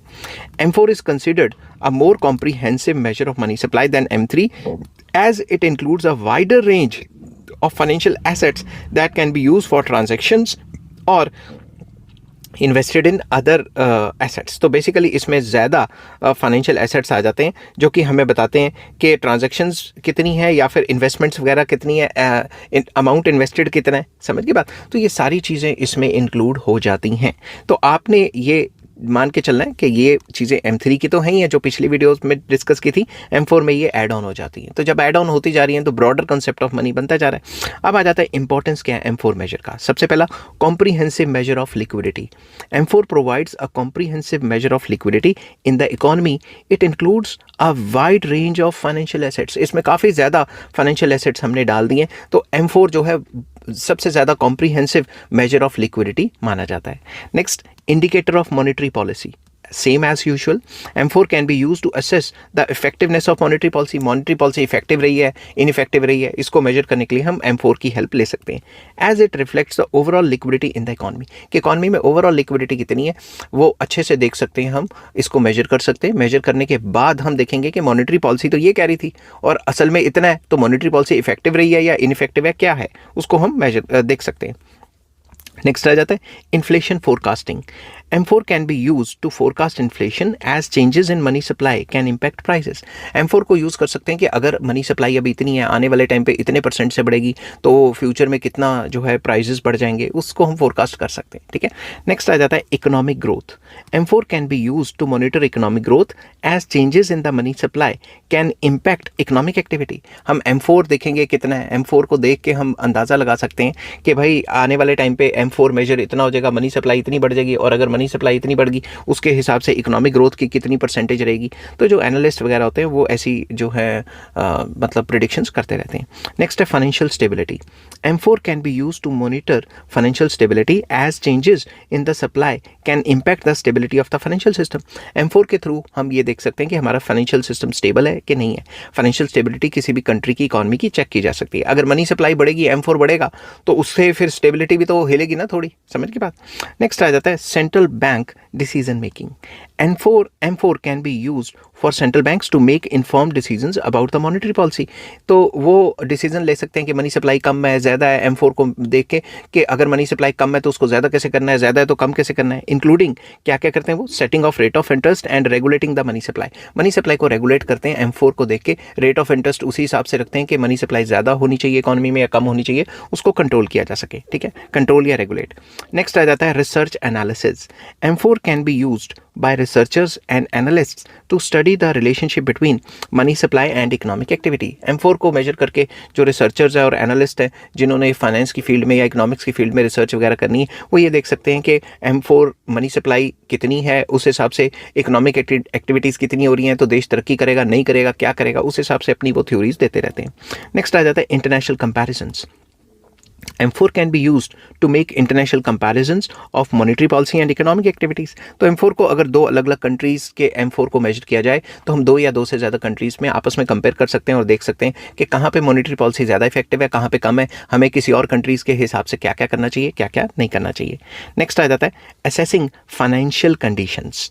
Very important. M4 can be used to assess financial conditions including the availability of credit and the overall liquidity of the financial system. तो ये हमें दिखा सकता है कि ओवरऑल हमारा जो फाइनेंशियल सिस्टम है वो लिक्विड है या इलिक्विड है, या अवेलेबिलिटी ऑफ क्रेडिट कितनी है, ज़्यादा लोन्स दिए जा रहे हैं, कम लोन्स दिए जा रहे हैं, ये सारी की सारी चीज़ें हम मेजर कर सकते हैं। तो असेस कर सकते हैं कि ओवरऑल फाइनेंशियल कंडीशंस कैसी हैं इकॉनमी में। अब आ जाता है इसकी लिमिटेशंस, इसकी खामियाँ क्या हैं। पहली खामी डिफ़िकल्ट टू मेजर। इतनी ज़्यादा चीज़ें डाल दी कि हम आसानी से मेजर ही नहीं कर पाते। M4 is difficult to measure accurately as includes a wide range of financial assets that are not always quantifiable. इसमें कितनी सारी चीज़ें डाल दी जिनको क्वांटिफिएबल, हर बार वो क्वांटिफिएबल नहीं होंगी, तो उनको मेजर करना काफ़ी मुश्किल हो जाता है, और इतना ज़्यादा डाटा लाएंगे कहाँ से, कभी कभी अवेलेबल नहीं होता। Next, ignores non monetary assets, जैसे कि M3 में था। M4 only includes financial assets and ignores non-monetary assets such as real estate. लोग रियल एस्टेट को भी तो खरीदते बेचते रहते हैं, जिससे मनी सप्लाई ऊपर नीचे होती रहती है, या कमोडिटीज़ जैसे गोल्ड सिल्वर वगैरह, एंड अदर फिजिकल एसेट्स। तो ये जो हैं इनको भी तो खरीद बेच करके मनी सप्लाई को असर डाला जा सकता है, वो चीज़ें इसमें इंक्लूडेड नहीं है। Does not reflect credit creation, ये भी क्रेडिट क्रिएशन के ऊपर इतना जोर नहीं दे पा रहा है। M4 does not reflect the credit creation process which can impact the overall liquidity in the economy. तो M4 भी इग्नोर करता है कि ओवरऑल लोन्स कैसे दिए जा रहे हैं, कितने दिए जा रहे हैं, इस चीज़ को ये टोटली इग्नोर कर रहा है, जिसकी वजह से हम एक्यूरेटली कितनी क्रेडिट क्रिएशन से कितनी मनी सप्लाई बढ़ेगी वो हम मेजर नहीं कर पा रहे हैं। Next, it ignores the foreign currency holdings. M4 only accounts for the domestic currency holdings and does not consider foreign currency holdings. अगर आपको foreign currency holdings के बारे में नॉलेज है, वो भी तो मनी सप्लाई को असर डालती ही है ना, मगर उसको इग्नोर कर देते हैं. May not be comparable across countries. हमने इंपॉर्टेंस में बताया था कि हम 2 या 2 से ज़्यादा कंट्रीज़ को आपस में कंपेयर कर सकते हैं. हाँ, कर सकते हैं, but M4 may not be comparable across countries. क्यों? उनके फाइनेंशियल सिस्टम ही डिफरेंट है, उनके इंस्टीट्यूशंस अलग अलग हैं, और उनमें अकाउंटिंग, यहाँ मैंने अकाउंटिंग लिख दिया, मेरे को अकाउंटिंग लिखना चाहिए था. स्पीड में कभी कभी हो जाता है ऐसा. ठीक है, अकाउंटिंग प्रैक्टिसेस ही अलग है. तो अगर वो अकाउंटिंग प्रैक्टिस अलग तरीके से करते हैं तो उस हिसाब से जब उनके सिस्टम ही अलग हैं तो हम 2 या 2 से ज़्यादा कंट्रीज़ को आपस में कैसे कंपेयर करें जब उनके सिस्टम ही अलग अलग है, ऐसा कुछ इकोनॉमिस्ट का मानना है. Next, can be influenced by financial innovations. जैसे जैसे फाइनेंशियल इनोवेशंस, नए नए फाइनेंशियल इंस्ट्रूमेंट्स आ रहे हैं, वैसे वैसे M4 के अंदर वो डाले तो है नहीं, तो वो भी मतलब काफ़ी क्वेश्चनेबल हो जाता है. M4 can be influenced by financial innovation such as new financial instruments और टेक्नोलॉजीज. नई नई चीज़ें आ रही हैं, नए नए क्या कहते हैं फंड्स आ रहे हैं, नए नए म्यूचुअल फंड्स, नए नए टाइप के इंस्ट्रूमेंट्स आ रहे हैं, जैसे जैसे इनोवेशंस हो रही हैं, तो ये तो प्रॉब्लम हो जाएगी ना M4 के लिए भी. It ignores underground economy. M4 does not account for underground economy या फिर अनऑर्गेनाइज्ड इकॉनमी. ठीक है, जहाँ कैश चल रहा है बस, which can be significant in countries with large informal sector. तो ऐसी कंट्रीज जहाँ पे इनफॉर्मल सेक्टर काफ़ी लार्ज है, उसको कैसे कैटर करना है वो भी काफ़ी मुश्किल हो जाता है M4 के under. May not reflect changes in money demand. M4 may not always reflect changes in the money demand, which can be influenced by various factors such as interest rates, inflation and economic uncertainty. जो ये जो M4 major है, ये money supply का major है. Money की demand को तो ये बताता ही नहीं, जो कि मनी की demand rate of interest, inflation और इकोनॉमिक जो एक्टिविटीज़ हैं, इकोनॉमिक अनसर्टनिटीज़ हैं, उनसे भी तो असर करता है. Next, can be affected bye monetary policy. तो ये जो M4 मेजर है, ये मॉनेटरी पॉलिसी से असरदार हो सकता है. M4 can be affected by monetary policy decisions such as changes in rate of interest and reserve requirements में affect the money supply. M4 measure of money supply. ठीक है, अगर पीछे से सरकार ने कह दिया कि भाई रेट ऑफ इंटरेस्ट बढ़ा दो, तो सबको, सरकार ने मतलब RBI ने, सेंट्रल बैंक ने कह दिया कि भाई रेट ऑफ इंटरेस्ट बढ़ाओ. अगर रेट ऑफ इंटरेस्ट बढ़ गया तो लोग लोन्स नहीं लेंगे, M4 मेजर के लिए कम पैसे बच जाएंगे. समझ की बात. एंड जो रिक्वायरमेंट्स है, रिजर्व रिक्वायरमेंट्स है बैंकों की, वो चेंज कर दिया, तो उससे भी M4 पे असर पड़ेगा. आई होप ये वीडियो आपको पसंद आई होगी.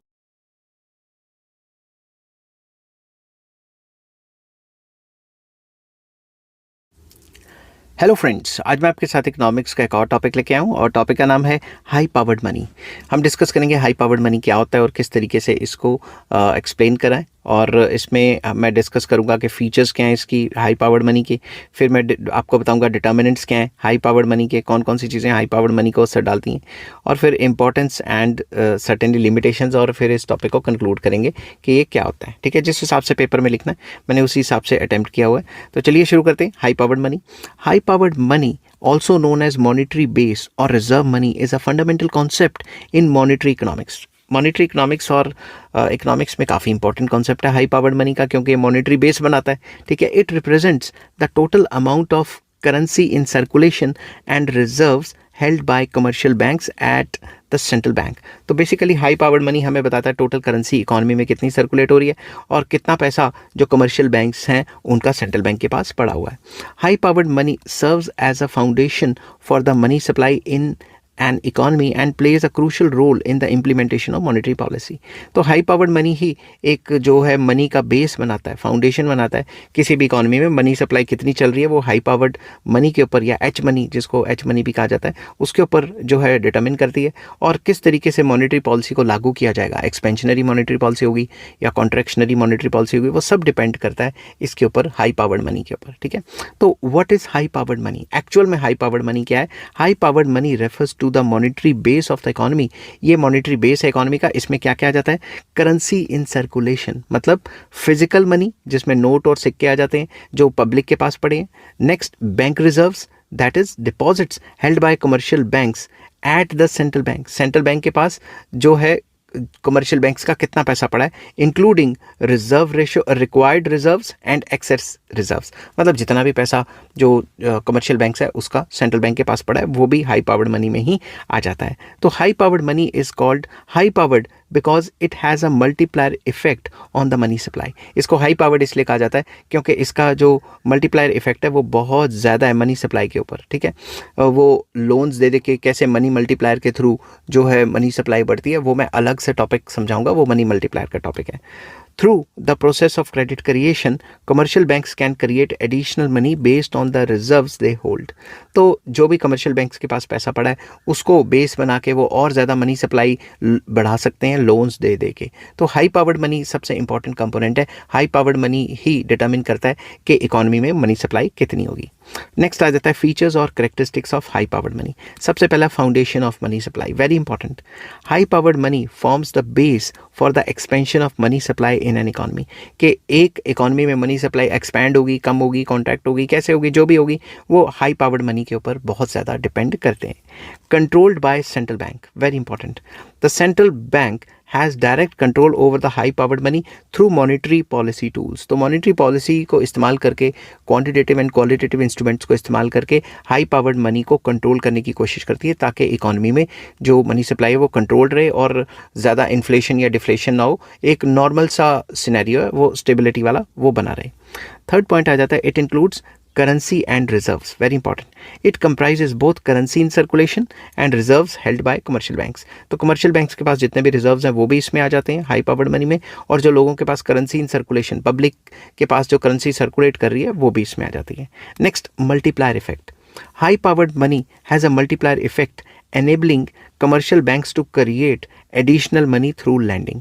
जो हाई पावर्ड मनी होता है उसका मल्टीप्लायर इफेक्ट होता है, जो मनी मल्टीप्लायर के टॉपिक पे मैं डिस्कस करके आपको बताऊंगा। इसमें क्या है, कमर्शियल बैंक्स के पास जो भी थोड़ा बहुत हाई पावर्ड मनी होता है उस पैसे को बेस बना के कमर्शियल बैंक्स कई गुना लोन्स दे देते हैं, और जितने गुना लोन्स दे देते हैं उसे मल्टीप्लायर कहा जाता है, ठीक है, मनी मल्टीप्लायर कहा जाता है। Next, liquidity. It is the most liquid form of money as it includes cash and reserves that can be readily used for transactions. ये जो हाई पावर्ड मनी है सबसे ज़्यादा लिक्विड माना जाता है क्योंकि इसको आप डायरेक्टली नोट और सिक्के हैं डायरेक्टली खर्च कर सकते हो, समझ की बात। और जितने भी रिजर्व्स हैं आपके बैंक्स में वो निकलवाओगे तो भी खर्च हो जाएंगे, समझ की बात। तो ओवरऑल ये सबसे ज़्यादा लिक्विड माना जाता है। नेक्स्ट आ जाता है monetary policy tools. Central banks use high powered money to influence the interest rates, inflation and economic growth. ये जो सेंट्रल बैंक है कंट्री का, जो हमारे कंट्री में आरबीआई है, ये हाई पावर्ड मनी को काफ़ी ज़्यादा इन्फ्लुएंस करता है, काफ़ी ज़्यादा यूज़ करता है। किसको इन्फ्लुएंस करने के लिए? रेट ऑफ इंटरेस्ट को इन्फ्लुएंस करने के लिए, इन्फ्लेशन रेट को कंट्रोल करने के लिए, और कंट्री की इकोनॉमिक ग्रोथ को जो है और ज़्यादा बढ़ाने के लिए ये जो हाई पावर्ड मनी है उसका इस्तेमाल किया जाता है, ठीक है। अब ऑब्वियसली अगर आप मनी सप्लाई को बढ़ाओगे तो रेट ऑफ इंटरेस्ट कम हो जाएगा, इन्फ्लेशन बढ़ जाएगी, ठीक है, और इकोनॉमिक ग्रोथ में भी जो है सिनेरियो में चेंजेस आ जाएंगे। तो इस हिसाब से मॉनेटरी पॉलिसी के लिए भी हाई पावर्ड मनी जो है काफ़ी इंपॉर्टेंट है। मॉनेटरी पॉलिसी भी हाई पावर्ड मनी को देख के ही अपने पॉलिसी चेंजेस करती है। नेक्स्ट आ जाता है stability. High powered money is relatively stable compare to broader measure of money supply. तो जो broader measure of money supply है जिसमें नियर मनी भी आ जाता है और नए नए जो फाइनेंशियल इन्वेंशंस या इनोवेशंस हो रहे हैं उसमें और कंपोनेंट भी ऐड हो रहे हैं, उसके कंपैरिजन में देखा जाए तो हाई पावर्ड मनी ज़्यादा स्टेबल है और मनी को अच्छे से मेजर करता है। Next, direct impact on inflation. Changes in high powered money can directly affect the inflation and purchasing power. अगर डायरेक्टली हाई पावर्ड मनी ज़्यादा छाप दिया, ज़्यादा नोट और सिक्के ले आए इकोनॉमी में, तो मनी सप्लाई बढ़ जाएगी और इन्फ्लेशन हो जाएगी और परचेजिंग पावर कम हो जाएगी, एंड वाइस वर्सा, ठीक है। Next, it reflects central banks operations. It reflects the central banks open market operations, reserve requirements and lending activities.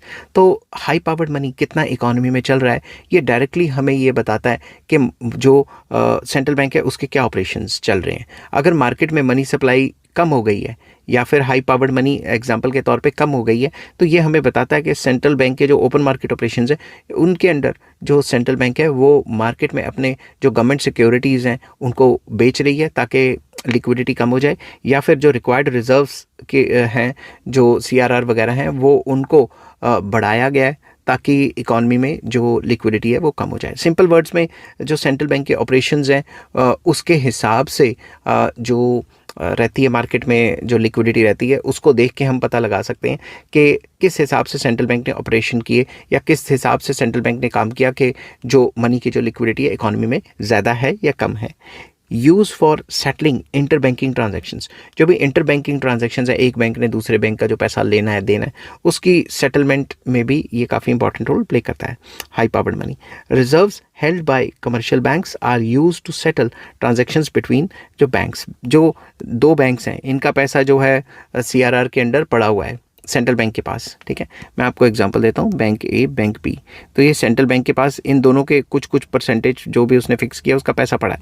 अब जो भी आप मुझे पैसे दे रहे हैं या मैं आपको दे रहा हूँ, आपस में बैंकों का लेन देन चल रहा है, वो सारा का सारा जो सेंट्रल बैंक यहाँ पे सेटल कर देता है, ठीक है। इसको मैंने फंक्शंस ऑफ सेंट्रल बैंक के अंदर अच्छे से समझाया हुआ है। अगर आपको सेंट्रल बैंक के फंक्शंस की वीडियो चाहिए तो आप नीचे कमेंट कर देना, ठीक है। नेक्स्ट आ जाता है determinants of high powered money. ऐसी कौन कौन सी चीज़ें जो हाई पावर्ड मनी को डिटर्मिन करती हैं। The level of high powered money in an economy is influenced by various factors. Some of these factors are number 1 central bank policies, very important. The central banks decision on interest rates, reserve requirements and open market operations directly affect the high powered money। High powered money को directly असर करती हैं central bank की policies, monetary policies. अगर central bank ने decision ले लिया कि रेट ऑफ इंटरेस्ट बढ़ाएंगे, तो रेट ऑफ इंटरेस्ट बढ़ाएंगे तो क्या होगा, लोग लोन्स ही नहीं लेंगे, तो इकॉनमी में मनी सप्लाई कम हो जाएगी। समझ गई बात। दूसरी तरफ क्योंकि सारा पैसा बैंक में रखेंगे क्योंकि वहाँ रेट ऑफ इंटरेस्ट बढ़ रहा है। दूसरी बात, रिजर्व रिक्वायरमेंट्स क्या है, पैसा RBI के पास कितना पड़ा है बैंकों का, और ओपन मार्केट ऑपरेशंस में कितनी सिक्योरिटीज़, गवर्नमेंट सिक्योरिटीज़ को वो बेचेगा या खरीदेगा, ये सारी चीज़ें डायरेक्टली अफेक्ट करती हैं, असर डालती हैं हाई पावर्ड मनी पे। नेक्स्ट आ जाता है ओपन मार्केट ऑपरेशंस। इसमें ज़्यादा डिटेल में मैं डिस्कस करता हूँ। When central bank buys and sells government securities, it injects और withdraws high powered money from the economy. मान लो इकॉनमी में एग्जाम्पल के तौर पे गवर्नमेंट, ये जो सेंट्रल बैंक है, सेंट्रल बैंक ये मार्केट में जाके सेल करता है सिक्योरिटीज़ को। किसको? गवर्नमेंट सिक्योरिटीज़ को सेल करता है, तो लोग खरीदेंगे, तो जो भी खरीदेगा उसका जो कैश का पैसा है वो तो सेंट्रल बैंक के पास चला गया। तो सरकार ने इंजेक्ट की जगह विड्रॉ कर लिया, इकॉनमी से पैसा निकल गया। और अगर इकॉनमी में पैसा डालना है तो यहाँ सेल की जगह फिर ये जो सेंट्रल बैंक है वो क्या कर देगी, बाय कर लेगी गवर्नमेंट सिक्योरिटीज़ को। और जैसे ही गवर्नमेंट सिक्योरिटीज़ को बाय करेगी वैसे ही क्या होगा, वैसे ही इकॉनमी में पैसा इंजेक्ट हो जाएगा और हाई पावर्ड मनी जो है वो ज़्यादा हो जाएगा, पैसा बढ़ जाएगा इकॉनमी में। नेक्स्ट आ जाता है reserve requirements. Changes in reserve ratio. Reserve ratio क्या होती है? Percentage of deposits banks must hold as reserves impact the level of high powered money. अगर रिजर्व रेशो बढ़ा दी कि बैंकों ने जितना भी पैसा अपने पास रखना है प्लस जो RBI के पास रखना है वो उसकी परसेंटेज बढ़ा दी, तो उनको ज़्यादा पैसा रखना पड़ेगा, तो मार्केट में जो हाई पावर्ड मनी है या जो लिक्विडिटी है वो कम हो जाएगी। और अगर इससे उल्टा हो गया कि ये जो रिजर्व रेशो की परसेंटेज है, रिजर्व रिक्वायरमेंट्स है, ये कम कर दी, तो मार्केट में पैसा ज़्यादा आ जाएगा क्योंकि बैंक्स जो बाकी पैसा है वो लोन में देना शुरू कर देंगे। नेक्स्ट आ जाता है discount rate, very important. The interest rate at which commercial banks borrow from the central bank influences the reserve holdings. Simple words में वो पैसा, वो इंटरेस्ट रेट जिस पे कमर्शियल बैंक्स बोरो करता है पैसे सेंट्रल बैंक से, वो भी काफ़ी इंपॉर्टेंट रोल प्ले करता है हाई पावर्ड मनी के लिए कि इकॉनमी में कितना पैसा रहेगा। अगर ये रेट काफ़ी ज़्यादा है तो वो एग्जाम्पल के तौर पे अगर सेंट्रल बैंक से, एग्जाम्पल दे रहा हूँ, ठीक है, एग्जैक्ट जो है वो आप नेट पे चेक कर लेना। मान लो 5% पे कर्जा ले रहा है, ठीक है, कोई भी जो छोटा बैंक है वो 5% पे RBI से, मैं यहाँ RBI लिख देता हूँ, RBI से 5% पे कर्जा ले रहा है, तो आगे ये जो कमर्शियल बैंक होगा वो 7 to 8% पे तो मिनिमम देगा ना, मिनिमम बता रहा हूँ, 11-12% पे भी दे सकता है। तो कहने की बात ये है कि अगर इकॉनमी में अगर ये जो परसेंटेज है, ये जो डिस्काउंट रेट है ये बढ़ाया गया, अगर छोटे बैंकों को ही महंगा लोन मिला तो वो और ज़्यादा महंगा लोन आके देंगे। इस वजह से इकॉनमी में मनी सप्लाई कम हो जाएगी, लोन की डिमांड कम हो जाएगी और हाई पावर्ड मनी कहीं ना कहीं जो है इन्फ्लुएंस होगा इससे। Next, currency demand, very important. Public demand for physical currency affects the amount of high powered money in the economy. अगर करेंसी की डिमांड बहुत हाई है तो लोग अपने पास कैश ही रखना चाहते हैं, तो करेंसी की डिमांड हाई है तो क्या ही कर सकते हैं, मनी की डिमांड बढ़ जाएगी, हाई पावर्ड मनी ज़्यादा चाहिए होगा। अगर करेंसी की डिमांड कम है तो हाई पावर्ड मनी कम होगा। समझ की बात। नेक्स्ट आ जाता है government borrowings. Government borrowings from the central bank increases the high powered money. जब भी गवर्नमेंट RBI से या सेंट्रल बैंक से बोरो करती है तो वो क्या करती है, बेसिकली उससे बोरो कर रही है और फ्रेश मनी इन्फ्यूज़ कर रही है, नोट और सिक्के इन्फ्यूज़ कर रही है इकॉनमी के अंदर थ्रू डेवलपमेंटल एक्टिविटीज़। तो सरकार ने डेवलपमेंट करनी है, उसके लिए पैसा चाहिए, और अगर आरबीआई से लोन लेती है तो आरबीआई के थ्रू वो फ्रेश मनी, नए नोट, नई करेंसी जो है इकॉनमी में इन्फ्यूज़ करेगी, जिससे हाई पावर्ड मनी ज़्यादा हो जाएगा इकॉनमी में। नेक्स्ट आ जाता है फॉरेन एक्सचेंज रिजर्व्स। परचेजेज और sales of foreign currency by the central bank impacts high powered money. तो जब भी जो आरबीआई है या सेंट्रल बैंक है वो मार्केट से करेंसी को खरीदती है या बेचती है, उससे भी हाई पावर्ड मनी ज़्यादा या कम हो जाता है। क्योंकि जब फॉरेन करेंसी खरीदेगी, डॉलर खरीदेगी, तो अपना पैसा तो देगी ना कभी, या बेचेगी तो अपना पैसा लेगी और वो बेच देगी डॉलर्स को। तो सिंपल वर्ड्स में उससे भी हाई पावर्ड मनी जो है उस पर असर पड़ता है। नेक्स्ट आ जाता है बैंक लेंडिंग।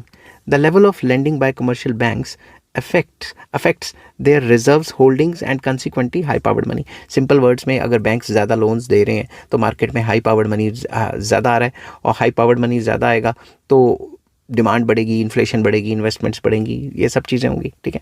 नेक्स्ट आ जाता है economic growth. During periods of economic expansion demand for currency and credit increases influencing high powered money. तो अगर इकॉनमी में एक्सपेंशन चल रही है, बूम पीरियड चल रहा है, या फिर डिप्रेशन से अभी नई नई निकली है, ठीक है, तो इकॉनमी में ग्रोथ काफ़ी तेज़ी से हो रही है, तो करेंसी की डिमांड काफ़ी ज़्यादा होगी, हाई पावर्ड मनी की डिमांड भी ज़्यादा ही होगी। नेक्स्ट आ जाता है inflation. High inflation may lead to increased demand for currency affecting the high powered money। तो सिंपल वर्ड्स में अगर इन्फ्लेशन रेट काफ़ी ज़्यादा है तो पैसा हर जगह पैसा ही इकॉनमी में फैला हुआ है, तो पैसे की डिमांड काफ़ी ज़्यादा है। इसकी वजह से जो हाई पावर्ड मनी है उस पर नेगेटिव असर होगा, क्योंकि जितना ज़्यादा पैसा फैल जाएगा उतना वैल्यू ऑफ करेंसी गिरती है, ये बात याद रखना। ठीक है। नेक्स्ट आ जाता है public confidence. Public confidence in the banking system influences the demand for currency versus bank deposits. अगर लोगों का, यहाँ ध्यान से समझना, लोगों का कॉन्फिडेंस है अगर करेंसी के ऊपर, तो लोग उस करेंसी की डिमांड बढ़ाएंगे, हाई पावर्ड मनी अच्छा खासा होगा। ठीक है, लोगों के पास। अगर लोग बैंक डिपॉजिट्स में पैसा रखना चाहते हैं तो सिंपल वर्ड्स में आप अपना पैसा बैंक में क्यों रखना चाहते हैं? आप अपना पैसा बैंक में इसलिए रखना चाहते हैं कि कल को अगर आपकी कोई भी प्रॉब्लम हुई तो आप बैंक से कभी भी निकलवा के उसे इस्तेमाल कर सकें। ठीक है। अगर लोगों का करेंसी में कॉन्फिडेंस है तो वो अपने पास भी पैसा रखेंगे और बैंकों में भी पैसा रखेंगे, तो कोई दिक्कत नहीं होगी। ठीक है। इससे भी हाई पावर्ड मनी जो है उस पर असर पड़ता है। और अगर लोगों का कॉन्फिडेंस ही नहीं है तो जितनी मर्जी करेंसी इकॉनमी में छोड़ दो, उनका तो कोई फ़र्क ही नहीं पड़ना, क्योंकि लोगों का कॉन्फिडेंस नहीं है। अब फॉर एग्जांपल अगर आप अफ़गानिस्तान वगैरह साइड जाएं तो वहाँ पे उनकी जो लोकल करेंसी अफ़गानी वो इतनी ज़्यादा नहीं चलती जितनी डॉलर या फिर यूरो या फिर जो पाउंड वगैरह वहाँ चलते हैं। लोगों का कॉन्फिडेंस नहीं है। नेक्स्ट आ जाता है financial crisis, very important. During financial crisis banks में hold excess reserves increasing high powered money. तो सिंपल वर्ड्स में फाइनेंशियल क्राइसिस के टाइम पे बैंक्स एक्सेस रिजर्व्स को होल्ड कर सकते हैं, जिसकी वजह से जो हाई पावर्ड मनी है वो बढ़ता है। तो क्राइसिस के टाइम पे और ज़्यादा पैसा इन्फ्यूज़ करने के लिए सेंट्रल बैंक और गवर्नमेंट भी इंपॉर्टेंट रोल प्ले करते हैं। ठीक है। नेक्स्ट आ जाता है central bank lending. Loans provided by central bank to commercial banks increase high powered money. अगर सेंट्रल बैंक लैंड करता है कमर्शियल बैंक्स को पैसा, तो पैसा तो इन्फ्यूज़ ही हो गया ना, वो पैसा आगे वो लोन्स वगैरह में देंगे, तो हाई पावर्ड मनी तो बढ़ेगा ही। नेक्स्ट आ जाता है fiscal policy. Government spending and taxation policies indirectly influence high powered money through the impact on economic activity. अगर सरकार टैक्स लेती है तो इकॉनमी से लिक्विडिटी निकल जाती है, और अगर खर्चा करती है तो पैसा इकॉनमी में आ जाता है। तो ये जो सरकार का टैक्स लगाना और खर्चा करना है, ये भी जो है एक टाइप का जो हाई पावर्ड मनी है उसको असर डालता है। नेक्स्ट पॉइंट आ जाता है global economic conditions. Global economic trends such as changes in trade और capital flows can affect the high powered money. अब इकॉनमी में आ रहे हैं, पैसा आ रहा है या जा रहा है, इन्वेस्टमेंट्स आ रही हैं, फॉरेन डायरेक्ट इन्वेस्टमेंट्स या पोर्टफोलियो इन्वेस्टमेंट्स आ रही हैं, तो उससे भी जो हाई पावर्ड मनी है वो ज़्यादा होता है। सिंपल वर्ड्स में कि जितनी भी ग्लोबलाइजेशन की एक्टिविटीज़ हैं वो भी कहीं ना कहीं हाई पावर्ड मनी को असर डालती हैं। अब आ जाता है importance of high powered money. हमारे लिए हाई पावर्ड मनी इतना ज़्यादा इंपॉर्टेंट क्यों है? तो इसमें फर्स्ट पॉइंट आ जाता है monetary policy implementation. High powered money is a key tool for central banks to implement the monetary policy and control inflation। भाई हाई पावर्ड मनी नहीं होएगा तो मनी सप्लाई को कंट्रोल कैसे करेंगे? हाई पावर्ड मनी ही तो मेन कंपोनेंट है money supply का। तो मॉनेटरी पॉलिसी को इम्प्लीमेंट करना है अच्छे से, इन्फ्लेशन को कंट्रोल करना है, तो हाई पावर्ड मनी काफ़ी इंपॉर्टेंट कॉन्सेप्ट बन जाता है। Next, liquidity management. It ensures that banks have sufficient reserves to meet withdrawal demands and settle transactions. High powered money की अचानक से डिमांड बढ़ेगी तो लोगों को पैसा चाहिए होगा। तो लिक्विडिटी मैनेजमेंट के लिए ये काफ़ी इंपॉर्टेंट रहता है कॉन्सेप्ट कि अगर आपने एक अच्छी लिक्विडिटी को मेंटेन करना है, मैनेज करना है इकॉनमी में, तो आपको हाई पावर्ड मनी को अच्छे से मैनेज करना पड़ेगा, नहीं तो लिक्विडिटी मैनेज ही नहीं होगी। Next, economic stability. By regulating high powered money, central banks can stabilize the economy and prevent financial crisis. तो कोई भी कंट्री में जो हेड बैंक है सेंट्रल बैंक, अगर वो हाई पावर्ड मनी को अच्छे से रेगुलेट और कंट्रोल कर लेता है तो स्टेबिलिटी को मेंटेन कर सकता है। अब जैसे अफ्रीकन कंट्रीज़ हैं, उसमें हाई पावर्ड मनी, उन्होंने इतनी करेंसी छाप ली हुई है अपनी कि उनकी करेंसी का ही बैंड बच गया हुआ है। तो कहने की बात ये है कि हाई पावर्ड मनी को कंट्रोल करना बहुत ज़रूरी है अगर इकोनॉमिक स्टेबिलिटी को मेंटेन करना है। नेक्स्ट आ जाता है credit creation. High powered money enables commercial banks to create credit supporting economic growth. High powered money है, इसी वजह से तो बैंक्स आगे जो भी उनके पास पैसा आया उसको घुमा घुमा के उन्होंने लोन्स को क्रिएट कर लिया। ये अलग से क्रेडिट क्रिएशन का टॉपिक लॉन्ग क्वेश्चन आ जाता है, उसको मैंने अलग से वीडियो बना के अपलोड किया हुआ है, अगर आपको उसका लिंक चाहिए हो तो मुझे कमेंट कर देना। नेक्स्ट आ जाता है inflation control. Central bank use high powered money to manage inflation by controlling the money supply. तो मनी सप्लाई को कंट्रोल करने के लिए भी जो सेंट्रल बैंक्स हैं वो हाई पावर्ड मनी की हेल्प लेते हैं, उसे कम छापते हैं, कम करते हैं, और कई इंस्ट्रूमेंट्स हैं वो मॉनेटरी पॉलिसी के टॉपिक में मैं आपके साथ डिस्कस करूंगा। अब आ जाता है limitations of high powered money. High powered money के क्या क्या लिमिटेशंस हैं? Number 1, limited control over money supply, very important. While central banks control high powered money, they have limited control over the broader money supply due to multiplier effect. उनके पास high powered money को तो control करने के तरीके हैं, मगर money की जो डेफिनेशन है वो तो काफ़ी ब्रॉड है। तो जो नियर मनी एसेट्स हैं उसको कैसे कंट्रोल कर पाएंगे? मनी को कंट्रोल हाई पावर्ड मनी का तो चलो कर लिया, मगर जो ब्रॉड मनी है उसको कंट्रोल करना काफ़ी मुश्किल हो जाएगा आरबीआई के लिए। तो हम ये नहीं कह सकते कि सिर्फ हाई पावर्ड मनी को ही कंट्रोल करके इकॉनमी में मनी सप्लाई को कंट्रोल किया जा सकता है। Next, dependence on public behaviour. The effectiveness of high powered money depends on the public demand for currency and bank lending behaviour. तो जो हाई पावर्ड मनी होगी उसकी कितनी इफेक्टिवनेस होगी, कैसे कंट्रोल किया जाएगा, ये सब डिपेंड करता है कि लोगों की डिमांड क्या है पैसे की। अब आरबीआई या सेंट्रल बैंक मनी सप्लाई को बढ़ाना चाहती है, हाई पावर्ड मनी को बढ़ाना चाहती है, मगर लोग मनी की डिमांड ही नहीं कर रहे, लोग पैसे को लेना ही नहीं चाहते, लोगों को कॉन्फिडेंस नहीं है, तो किस तरीके से कंट्रोल करेगी? तो ये डिपेंड करता है हाई पावर्ड मनी का पूरा टॉपिक कि भाई लोगों की डिमांड क्या है और किस तरीके से बैंक आगे पैसे को लोन्स दे के क्रेडिट क्रिएशन या मनी क्रिएशन करते हैं। नेक्स्ट आ जाता है global influences. Global economic conditions can undermine the central bank's control over the high powered money. Central bank का जितना भी हाई पावर्ड मनी पे कंट्रोल है वो ग्लोबल इन्फ्लुएंसेस या ग्लोबलाइजेशन या फिर जो भी बाहर से पैसा इनफ्लो आ रहा है या जा रहा है उससे भी काफ़ी ज़्यादा असरदार होता है कि आरबीआई अपनी तरफ से जोर लगा रहा है स्टेबल करने की, मगर बाहर से फॉरेन इन्वेस्टमेंट्स या फॉरेन पोर्टफोलियो इन्वेस्टमेंट्स या काफ़ी ज़्यादा इन्फ्लोज आ रहे हैं, तो उस केस में काफ़ी मुश्किल हो जाएगा सेंट्रल बैंक के लिए मनी एक अच्छी लिक्विडिटी को मेंटेन करना, ताकि उससे ज़्यादा ना फैले, ज़्यादा फैल गई तो इन्फ्लेशन हो जाएगा। High powered money is a critical component of monetary system, serving as the foundation of the money supply and playing a central role in the monetary policy. तो सिंपल वर्ड्स में काफ़ी एक जो हाई पावर्ड मनी है काफ़ी important concept है किसी भी इकॉनमी के लिए। विदाउट हाई पावर्ड मनी को डिफाइन करना काफ़ी मुश्किल है, डिफाइन तो होगा ही नहीं और कंट्रोल करना भी काफ़ी मुश्किल हो जाएगा। Its features such as liquidity and multiplier effect make it a powerful tool for central banks to influence the economic activity. तो जो ये जो हाई पावर्ड मनी है इसके अंदर जो मैंने आपको फीचर्स में बताया था कि हाईली लिक्विड होता है, इसके मल्टीप्लायर इफेक्ट होते हैं, इसको लोन्स दे के मनी सप्लाई को कई गुना बढ़ाया जा सकता है। ये इस टाइप के फीचर्स को कंट्रोल करने के लिए जो सेंट्रल बैंक है वो मॉनेटरी पॉलिसी बनाता है ताकि वो इकोनॉमिक ग्रोथ और मनी सप्लाई को कंट्रोल कर सके इकोनॉमी में। Understanding the determinants of high powered money is essential for analysing it's impacts on inflation, economic growth and financial stability. तो वही बात जो ऊपर मैंने लिखे फीचर्स में उसको कंक्लूजन में लिख दिया कि इसके डिटर्मिनेंट्स को समझना बहुत ज़रूरी है अगर इकोनॉमी को अच्छे से चलाना है। तो bye regulating high powered money central banks can achieve their policy objectives and maintaining economic stability. तो ओवरऑल हाई पावर्ड मनी को कंट्रोल करके ग्रोथ एंड डेवलपमेंट हो जाती है और इन्फ्लेशन को भी कंट्रोल किया जा सकता है।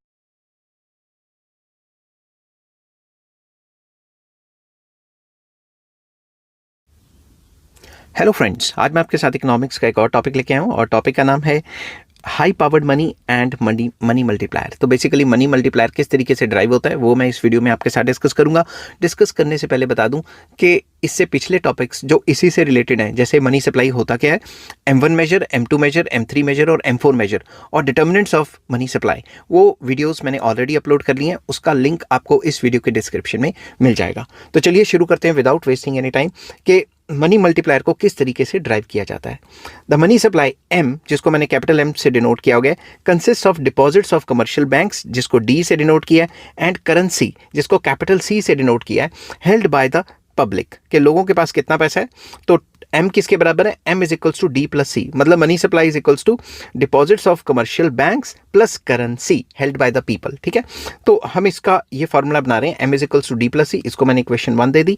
हाई पावर्ड मनी, जिसको मैंने कैपिटल H दिया है, consist of, high powered money में क्या क्या आ जाता है, currency held by the people, जिसको मैंने कैपिटल C से डिनोट किया है, जो ऊपर था यही वाला C, plus required reserves RR and excess reserves of the commercial bank. Required reserves, उनको अपने पास कितने पैसे रखने हैं बैंकों को, और रिजर्व रिक्वायरमेंट्स क्या है, एक्सेस रिजर्व्स, वो पैसे जो वो लोन्स वगैरह में दे सकते हैं। दस हाई पावर्ड मनी का क्या फॉर्मूला बना, H is equals to C, मतलब करेंसी जो भी लोगों के पास है, required reserves RR and excess reserves ER, इसको मैंने दे दी equation 2। The relation between M and H can be expressed as the ratio of M to H। हम ये वाली पूरी की पूरी इक्वेशन को H से डिवाइड करेंगे, मतलब M वाली इक्वेशन को H से डिवाइड कर देंगे, तो M वाली इक्वेशन ये होगी डिवाइडेड बाय H वाली इक्वेशन ये होगी। ठीक है, इसको इक्वेशन 3 दे दिया। तो हम क्या करते हैं, डिवाइड इक्वेशन 1 बाय इक्वेशन 2। तो इस हिसाब से आपको डेरिवेशंस करनी है। Divide the numerator and denominator of right hand side by right hand side of equation 3 by D, मतलब इसको भी D से डिवाइड करो, इनको भी, और जो है उसको भी, ये वाली जो है मैं इसको रब कर देता हूँ, जो शेडेड है जो राइट हैंड साइड, इसको भी जो है आपने D से डिवाइड करना है। एक्चुअल में मैं आपको बताता हूँ, अगर D से डिवाइड करोगे तो ओवरऑल सब कुछ कैंसिल हो जाएगा, तो कुछ पता नहीं लगेगा। एक छोटी सी एग्जांपल देता हूँ, मान लो ये है 3/2 और ये है 6/8। ठीक है, अगर मैं कहूँ कि इस साइड को 2 से डिवाइड करो, तो ये भी डिवाइडेड बाय 2 होगी, ये भी डिवाइडेड बाय 2 होगी, और 2 कैंसिल हो गए, तो फर्क तो कोई नहीं ना पड़ा। तो ये बेसिक मैथमेटिक्स है जो आपको आनी चाहिए। तो मैंने सारी साइड्स को 2 से, मतलब इस साइड को 2 जो है D से डिवाइड कर दिया, यहाँ भी D से, यहाँ भी D से, यहाँ भी D से, यहाँ भी D से। ठीक है, तो ये जो D डिवाइडेड बाय D है ये तो 1 हो गई है, बाकी सारी मैंने ऐसी की ऐसी छोड़ दी ताकि आपको कोई कन्फ्यूजन ना हो। ठीक है, अब मैं इसको थोड़ी शॉर्ट फॉर्म दूंगा, by substituting CR by CD, ये जो C डिवाइडेड बाय D है, इसको मैंने CR, इसकी जगह क्या लिख दिया, CR लिख दिया, और ये जो RR स्मॉल r है, इसको लिख दिया RR डिवाइडेड बाय D की जगह। तो ये वाली जो जगह है RR डिवाइडेड बाय D, इसकी जगह ये C डिवाइडेड बाय D जो है, वो तो मैंने, ये करेंसी डिपॉजिट रेशियो जो है, इसकी जगह तो पहले ही मैंने CR लिखा हुआ है। ठीक है, और ये जो ER स्मॉल r है, इसको डिनोट कर दिया इसकी जगह पे। ठीक है, किसकी जगह पे, ER डिवाइडेड बाय D की जगह पे। ठीक है, तो हमने सब्स्टिट्यूशन कर ली, मतलब नए जो है टर्म्स लिख ली ताकि कंफ्यूजन ना हो। ठीक है, दस high powered money will be, high powered money क्या बन जाएगा, ये सारी की सारी इक्वेशन, ये जो सारी की सारी इक्वेशन है, ठीक है, अगर हम इसको ये जो ये साइड है, इसको M को इस साइड ले जाएं, तो ये हम थोड़ा मैथमेटिकल इंटरप्रिटेशन से इसको ऐसे कर सकते हैं, ये चीज़ ऊपर आ जाएगी और ये चीज़ नीचे आ जाएगी, क्योंकि M यहाँ जाके नीचे डिवाइड हो रहा है, तो इसको ऊपर करने के लिए पहले इसको उल्ट पुल्ट करके हम H की फॉर्म में निकाल लेंगे। तो हाई पावर्ड मनी जो है उसकी फॉर्म में हम इसको डिस्कस कर रहे हैं। तो हाई पावर्ड मनी का अगर आपको फॉर्मूला चाहिए तो वो ये बन जाएगा, मगर दूसरी तरफ अगर आपको मनी सप्लाई का फॉर्मूला चाहिए तो वो आपका ये बन जाएगा। तो M इधर है, तो इस सबको ये मल्टीप्लाई हो रहा है, उधर जाके डिवाइड हो जाएगा, तो 1 plus CR divided by CR plus RR small r plus ER small r into H, ये बन जाएगा फॉर्मूला। तो ओवरऑल दिमाग से समझना अब, ठीक है, ओवरऑल थोड़ा ध्यान देना यहाँ पे, ये जो चीज़ है ये स्मॉल m है, ये जो चीज़ है ये क्या है, स्मॉल m। स्मॉल m क्या होता है, वैल्यू ऑफ मनी मल्टीप्लायर। तो ओवरऑल मनी सप्लाई किसके बराबर होगी, ओवरऑल मनी सप्लाई बराबर होगी ये जो स्मॉल m है into high powered money. High powered money तो जो सरकार ने छापा था वो तो है ही है, नोट सिक्के, मगर अब ये जो बैंकों ने जो गोल मोल करके जो currency deposit ratio, required reserve ratio, loans दे रहे हैं, ये सारी चीज़ें इसमें जब एड ऑन हो रही हैं तो ये मनी मल्टीप्लायर बन रहा है। अब मैं आपको थोड़ा सा इसको डिफाइन करता हूँ। Above equation defines money supply in terms of high powered money. High powered money के टर्म्स में मनी सप्लाई को मेजर किया गया है। It expresses the money supply in terms of 4 determinants. इसमें 4 मेन डिटर्मिनेंट्स बताए गए मनी सप्लाई के, दैट इज H, ये वाला H, ठीक है, मैं इसको रब कर रहा हूँ ताकि आपको मैं फिर से अच्छे से बता सकूँ। तो मनी सप्लाई किससे डिटरमिन होती है? H से।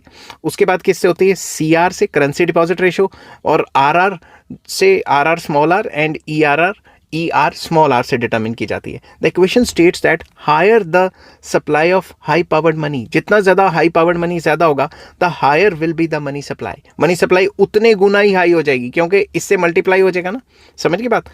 Further the lower the currency ratio, ये जो करेंसी डिपॉजिट रेशो है CR, जितनी ये लोअर होगी, the lower the currency ratio the reserve ratio जो RR स्मॉल r है एंड एक्सेस रिजर्व रेशो जो कि ER स्मॉल r है, the higher the value of money supply and vice versa. क्योंकि ये नीचे दिए हुए हैं, इनकी वैल्यू जितनी हाई होगी उस हिसाब से मनी सप्लाई भी चेंज हो जाएगी, ठीक है। The quotients above the equation of the quotients of the above equation is the money multiplier M। तो मैंने क्या, ये वाला जो सारा का सारा है जो मैंने आपको बताया था, ये सारा का सारा ये क्या बना रहा है? ये स्मॉल m बना रहा है। तो अगर इसका रिलेशन हम अच्छे से डिस्कस करें, now the relationship between money supply and high powered money becomes, जो overall money supply it is M, मतलब ये सारी की सारी चीजें multiply by high powered money. तो ये काफी इंपॉर्टेंट बन जाता है, ये रिलेशन सबसे ज्यादा इंपॉर्टेंट है, ठीक है।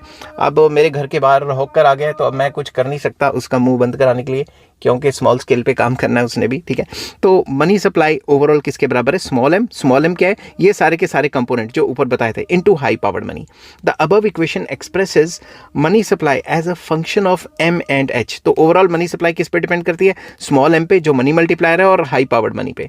In other words the money supply is determined bye high powered money जो कि H है एंड द मनी मल्टीप्लायर। तो अगर आपको मनी मल्टीप्लायर की डेरिवेशन आ जाती है तो आपने इसी हिसाब से करनी है, इसी हिसाब से लिख के आपने अच्छे से जो है टीचर को चेक करवानी है। तो आई होप ये वीडियो आपको समझ आ गई होगी। अगर समझ आई है तो please like share and subscribe. अगर आपको इस वीडियो को समझने में हल्का सा प्रॉब्लम आ रही है तो आपको पिछले सारे के सारे मनी सप्लाई के टॉपिक्स पढ़ने पड़ेंगे, तो ये आसानी से समझ आ जाएगी।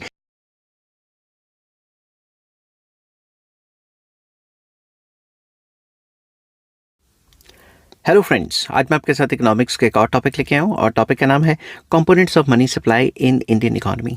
इंडियन इकोनॉमी में मनी सप्लाई के क्या क्या कंपोनेंट्स हैं वो डिस्कस करेंगे। शुरू करने से पहले बता दूं कि इस टॉपिक से रिलेटेड बाकी सारे टॉपिक्स के लिंक्स आपको इस वीडियो की डिस्क्रिप्शन में मिल जाएंगे।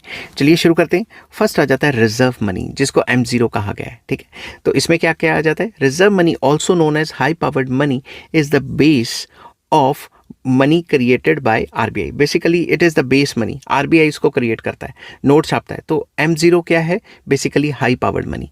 हाई पावर्ड मनी मतलब नोट और सिक्के आगे इसमें, ठीक है। It includes currency in circulation and deposits held by RBI। तो इसमें सारे के सारे जो करेंसी जो इकोनॉमी में घूम रही है और जितने भी डिपॉजिट्स हैं RBI के पास वो आ जाते हैं। तो इसके मेन कंपोनेंट्स क्या हैं? इसके ऊपर मैं अलग से भी एक वीडियो डिटेल में डिस्कस करूंगा। M1 क्या है, M2 क्या है, M0 क्या है, वो सारा का सारा डिस्कस करूंगा। वो अलग से लॉन्ग क्वेश्चन अगर इसके ऊपर आ जाएगा तो कैसे उसको अटेम्प्ट करना है वो चीज़ उसमें होगी, ठीक है। करेंसी इन सर्कुलेशन आ जाती है, इसमें नोट और कॉइन्स जो भी लोगों के पास और बैंक के पास हैं, नोट और सिक्के वो आ जाते हैं। और bankers deposits with RBI। Basically इसमें क्या है? Deposits maintained by commercial banks with central bank जो कि RBI है, इंक्लूडिंग CRR।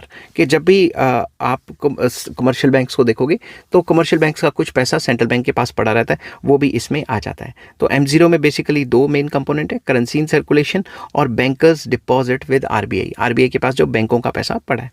नेक्स्ट आ जाता है नैरो मनी, जिसको M1 कहा गया है, ठीक है। Narrow money includes the most liquid form of money that can B readily use for transactions. के ये मोस्ट लिक्विड है और उसको रेडिली आप ट्रांजैक्शंस की फॉर्म में यूज़ कर सकते हो। इसमें क्या क्या आ जाता है? इसके मेन कंपोनेंट्स हैं करेंसी विद द पब्लिक, लोगों के पास जो पैसा है, जिसमें नोट एंड मतलब नोट्स जो हैं currency notes, and coins held by public excluding those held by banks. Banks के पास जो है वो नहीं माने जाएंगे, सिर्फ लोगों की जेब में जो करेंसी पड़ी है या फिर जो करेंसी और कॉइन पड़े हैं वही माने जाएंगे, ठीक है, नोट और सिक्के। और नेक्स्ट इसका कंपोनेंट है demand deposits with banks. Banks के पास डिमांड डिपॉजिट जितने भी है वो सारे। Current account deposits and other demand liabilities of banks that can be withdrawn on demand. कि आपके जितने भी बैंकों में पैसे पड़े हैं जो आप ऑन डिमांड कभी भी निकलवा सकते हो, वो भी इसका पार्ट है। अदर डिपॉजिट्स विद RBI वो भी इसका पार्ट है, जिसमें कि आ जाता है deposits held by financial institutions and other entities with RBI जो कि ऑन डिमांड कभी भी निकलवाए जा सकें, वो भी आ जाता है, ठीक है। तो ये आ जाता है आपके पास M1, ठीक है। नेक्स्ट मैं आपको बताऊंगा M3, ठीक है। तो ये इंडिया में है, फिर M2 के बारे में भी और M4 के बारे में भी बताऊंगा, मगर इंडिया में जो ज़्यादातर यूज़ होते हैं मैं अभी उनकी बात कर रहा हूँ। तो M3 में ब्रॉड मनी आ जाता है, ठीक है। तो इससे पहले मैंने क्या बताया था, इससे पहले मैंने नैरो मनी M1 की टर्म्स में, और फिर इंडियन इकोनॉमी के हिसाब से M3 जो ब्रॉड मनी में आ जाता है। Broad money includes narrow money plus less liquid form of money that can be converted into cash or used for transaction with some delay। तो इसमें वो पैसा आ जाता है जो कि नैरो मनी में तो इंक्लूडेड है ही है, प्लस वो सारा जो है एसेट्स जो कि आप कैश में इजीली कन्वर्ट करके उसको ट्रांजेक्शन्स की फॉर्म में यूज़ कर सकते हो। तो इसके कंपोनेंट्स क्या हैं? पहला कंपोनेंट तो वही है M1 मनी, नैरो मनी, ठीक है, एज डिफाइंड अबव। दूसरा आ जाता है टाइम डिपॉजिट्स विद बैंक्स, जो बैंक्स के पास FDs वगैरह पड़ी हैं। तो fix deposits and other time liabilities of banks that have a fixed maturity। आपने 1 साल की FD कर दी मगर बीच में जाके तोड़वा ली और उसी पैसे को इस्तेमाल कर लिया, तो इसमें सेविंग डिपॉजिट्स भी आ जाते हैं, ठीक है। Saving account deposits that earn interest and can be withdrawn with certain restrictions, क्योंकि सेविंग अकाउंट को आप करंट अकाउंट की तरह नहीं ना यूज़ कर सकते, जब मर्जी जितना मर्जी पैसा निकालो, समझ की बात। तो सेविंग अकाउंट डिपॉजिट्स भी इसमें आ जाते हैं। And other deposits with RBI which are similar to those include in M1। तो ये सारी चीज़ें मिला के M3 बनाती हैं आपकी, ठीक है। और ये जो M3 है ये काफ़ी इंपॉर्टेंट कंपोनेंट है मनी सप्लाई का इंडियन इकॉनमी के हिसाब से। अदर मॉनेटरी एग्रीगेट्स में M2 और M4 भी आ जाते हैं। This is an intermediate measure between narrow money and broad money. ये नैरो मनी और ब्रॉड मनी के बीच का पार्ट है, इंटरमीडिएट बिचौलिया है। तो मतलब ये इतना ज़्यादा फ्लेक्सिबल भी नहीं है जितना M3 है, और इतना ज़्यादा रिजिड भी नहीं है जितना M1 है। इसमें M1 आ जाता है plus saving deposits and post office saving banks में जितना भी पैसा पड़ा है वो आ जाता है। तो M1 के साथ साथ अगर आप पोस्ट ऑफिस और अपने सेविंग अकाउंट के पैसे को भी जोड़ देते हो तो M2 बन जाता है।